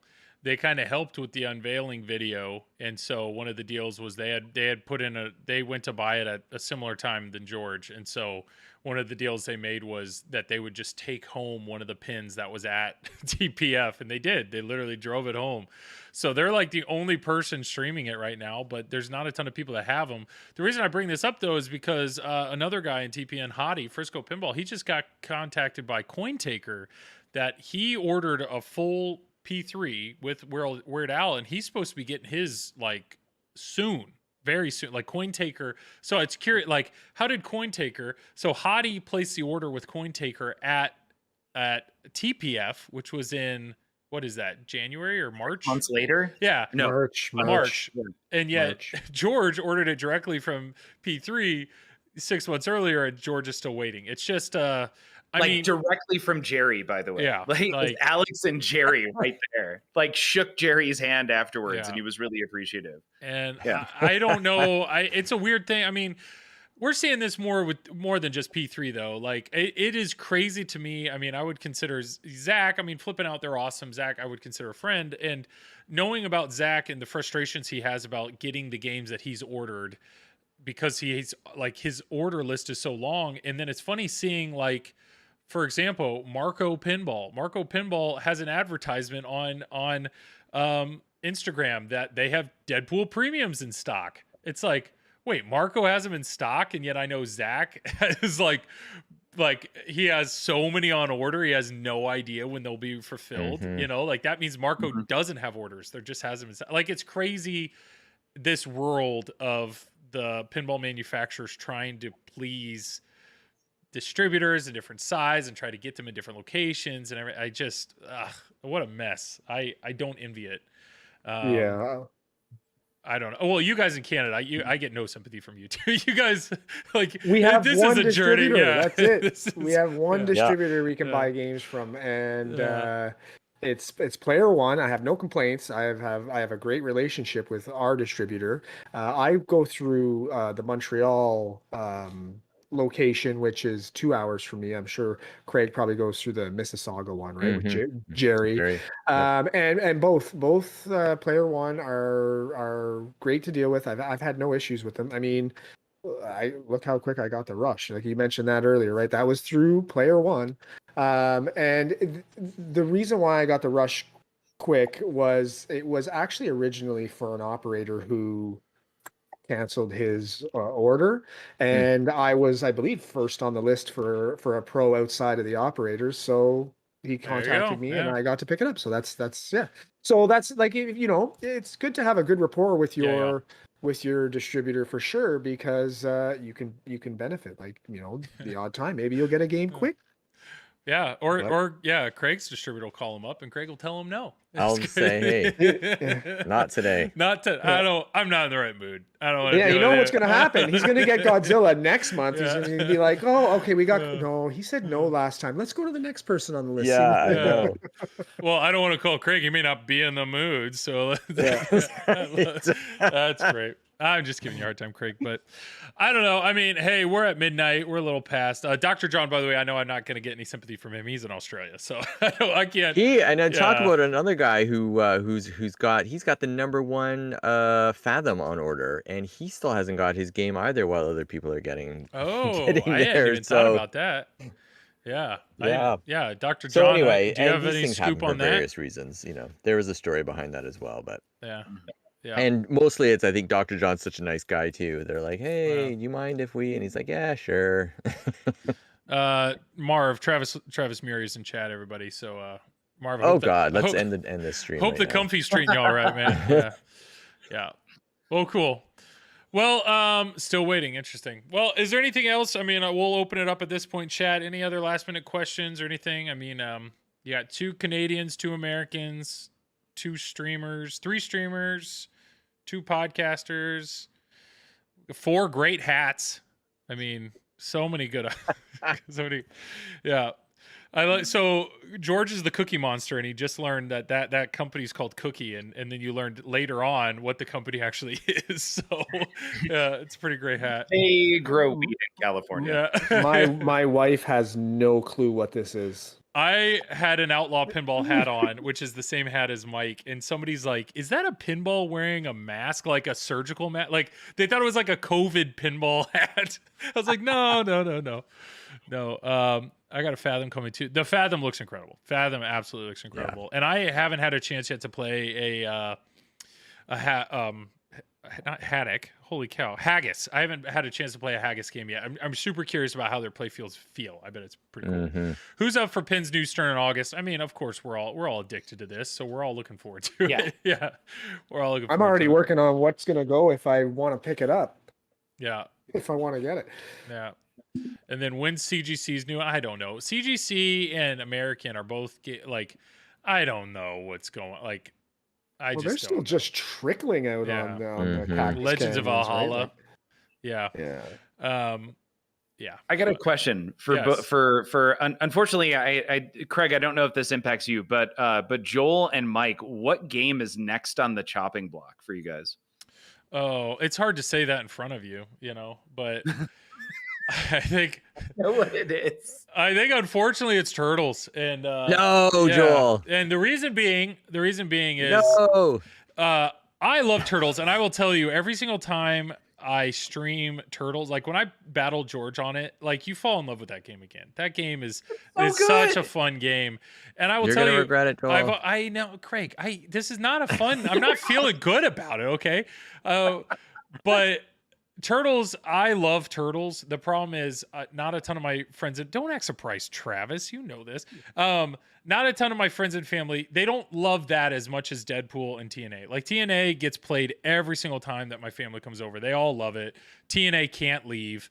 And then Deadpool is more user friendly than Turtles. Now, with that said, I'm currently in the conversation with my parents, they're saying they're willing to take a pinball machine. So I think they're actually planning on giving me a little money, and then I think they're actually taking Turtles. So it's gone out of my house, but it's not gone out of my life. Okay. It's Your loss on TMNT wasn't impacted by. Dude, I know.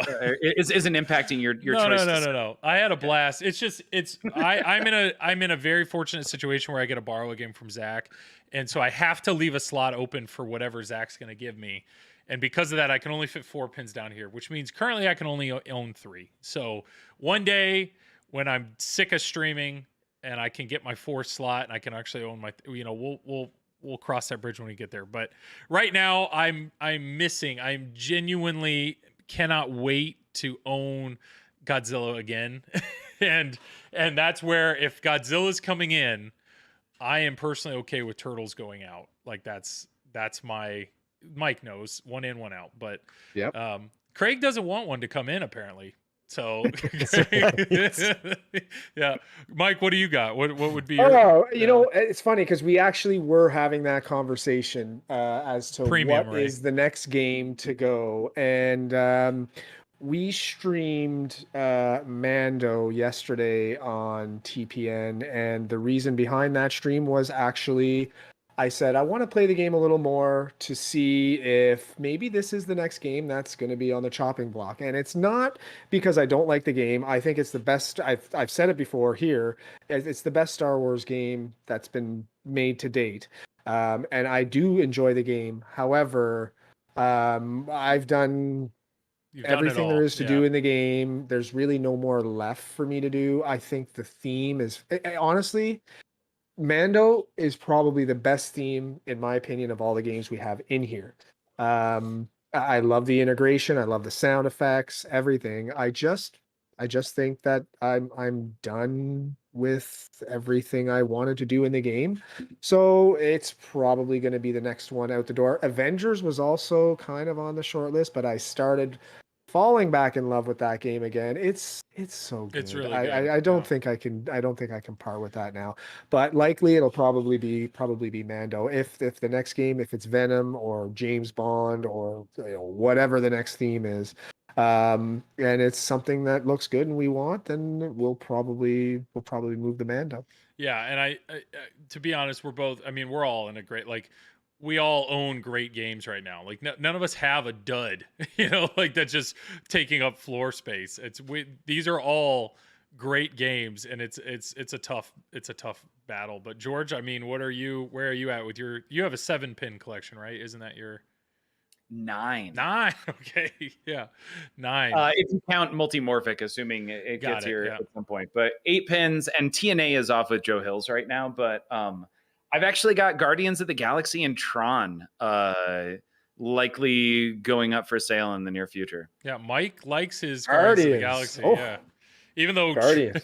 Carter, I like Guardians. It's a lot of fun, Yeah. but playing well in the same way that that you get to play with Carter. I imagine Carter just 12 shows you billion how silly points. that game No, is. he just did 15.5 billion on it yesterday, actually. Yeah, I saw the picture. And yeah, he still plays the game. Actually, he's playing the game now. He's got this idea that he can get a 28 billion point shot, and he's actually working on trying to do that. So Yeah. good on him. Yeah, Travis, you're right. I don't, I don't. The only game I've ever sold because I did everything in it was NBA Fast Break. Hey, but I did it. I did everything in it, so I'll count it. Not everything. There's a what is it? The Lakers high score is Lyman's initials, and it has 3 rings. Nah, I'm not beating that. That's not happening. And isn't Guardians one of your newer games, George? Didn't you just Yeah. you got that recently, didn't you? This is the second time I've owned it too. So yeah, Oh, okay. got it recently, and I wanted to get it again, and I got it because it's not dropping value. The great thing about Guardians is I could pick it up, and I got rid of a game that I thought would drop value, and picked up Guardians with it at basically a trade. So it was kind of a net positive, and at the same time, I had never made it to save Xandar, so just wanted to get to save Xandar, and I have been like a shot away from save Xandar, I think 4 times now. Yeah. So once again, just to show that's the difference between like really good players don't care about progression because they can get there every single time. Progression isn't fun because it's too easy. It's fun the first and that's time. when you start to Yeah. get in the score. Sure, yeah, it's Yeah. fun the first time you get there. Yeah. So I feel like that's the hallmark of that difference. But I wanted to throw out here's the weird situation I'm in right now. I prefer playing Rush more than I do Godzilla. But there's no way I'm getting rid of my Godzilla LE, knowing right now that it's maintaining a much higher value as opposed to Rush LE. And I want to keep both because I enjoy the rule set. Ray Day, this is all on you. Like Yeah. I love playing Rush. Like it's a fun layout. It's X-Men with it's seemingly a deeper, more enjoyable rule set, and one that I can play it 3 different ways, I feel like, to try and score points. And for whatever reason, I'm enjoying playing for points for the first time. But I'm probably going to get rid of Rush well before Godzilla, because Godzilla, I think, is just going to continue to increase in value over time. Yeah, that game's That's a weird situation to be in. That game's halfway decent. Right. Yeah, but these are all what first world problems. I mean, it's like we all have great games that we're blessed to have and I don't know, awesome and fun collections. But it also says a lot about the games that have come out in the last few years. I mean, that's what scares me is like, okay, I found a solution potentially giving my parents Turtles, and then I'm gonna have Godzilla, but now I'm stuck because like. There's a good chance Stern's going to have an awesome game next year and the year after that. And so it's, I don't know. It's, I feel at some point in time, I think the only way to be satisfied in this hobby is kind of leave it and just, like stop. Like I can't take the new stuff constant. Like I need to let me hone in on the old stuff, but yeah. Well, chat, we're going to go ahead and start wrapping stuff up here. Let's do some quick plugs. Let's go around the circle. We'll go reverse order. So George, if you want to go first, plug away. And yeah. I'm George. I stream Monday and Tuesdays on Don't Panic Flip, and that's on Twitch. I'm on all the social medias, Instagram, Twitter, Facebook. There's probably more. And then I stream on TPN on Thursdays. And when Joel was showing the schedule earlier, that's the 10 o'clock 11 o'clock p.m. Central. I don't know. I try to think of everything in Mountain Time because that is the best time zone in the United States. Actually, no, it's more than the United States. So anyway, it's the best time zone. We'll just, we can agree to disagree on that one. But yeah, that's it. Thank you. And thanks for having me on tonight. This was a lot of fun. Absolutely. Yeah. Thanks, George. Mike, you're just forever going to go second is what I'm learning. That's how circles work, right? That's my life. I'm always second. Never first, always second. Look, Carter's kicking my ass all the time. I'm always second. Yeah, so Pinballers, we stream usually Monday to Fridays in the afternoons. And then Tuesday evenings, we do our TPN stream. And we won't be streaming Friday because it is Canada Day. We'll be celebrating that up at the cottage. So we'll see you guys next week. But social media, we have Instagram, Pinballers Twitch, Pinballers Retro, and Pinball streams on Facebook as well. So you can check us out there. And yeah, that's it. Cool. And Nice. Craig, Mr. Oak Table. Let's Yeah. You can catch me on the Pinball Show where I do the Top Stories news segment every week with Zach and Dennis. Yeah, Ray, I just learned that too. Canada Day is July 1st, so they had to squeeze one in before. They got to have their fun first. Well, our Thanksgiving's before you, and our, July 1st is before you, and we're on top. It's yeah. Wow. Well, and then I'm Joel. I do this stream every Wednesday night, 10 to midnight roughly. So this is for Flipping Out, and then I stream for Flipping Out every other Thursday. So I'll be streaming for Flipping Out on. You can see it over there in the corner, twitch.tv/Flipping Out Pinball. I think I'm playing GNR tomorrow. Should be a good time. So yeah, I appreciate Zach and Nicole for letting me do that. And then I do Triple Drain. Triple Drain's the podcast I do on TPN with Marv, the one that's talking like an idiot in chat over there. So but yeah, we're gonna go and raid the only people I'm seeing, nothing against virtual pinball, but the only people I'm seeing right now streaming pinball are Colorado and Vinny Blanc. Vinny Blanc only has 5 guys watching him play Wonka. So we're going to Vinny Blanc. I just love blowing him up. So at least stick around, say hey, give him a good time. Because I'll tell you, when you're early on in streaming and you have like 5 or less people watching you, and then all of a sudden you have 20, like it blows your world. So yeah, so definitely say hi to him. So we're going to start this raid. It takes a little while to go through. So this is where we awkwardly talk for I don't know what we talk for until it actually 2-3 minutes moves over. Yeah, George actually has the ready to go where you actually play a video and it just kind of trails off, which is good. But is Joe Hills here? I don't think so. Joe Hills sometimes raids with like 150 plus people, and yeah, it's kind of time to change what we're saying to account for the new audience kind of thing. But Jab, hey, thank you for being here, guys. Yeah, everybody, top tier, check him out. He's an awesome YouTube streamer. Steven is a cool dude. Pride Pinball Sean, he's another streamer. Ray Day, he's decent. He's getting better at pinball, so check him out. Ray Day Pinball. He's got potential. Keep practicing. If he can figure out how to maybe nudge a little bit, cradle up, Yeah, he flails a lot, you know. I just Spray and pray. Spray and pray all day. Yep. if Ray could just control just a little more, I don't know. That guy may go some places.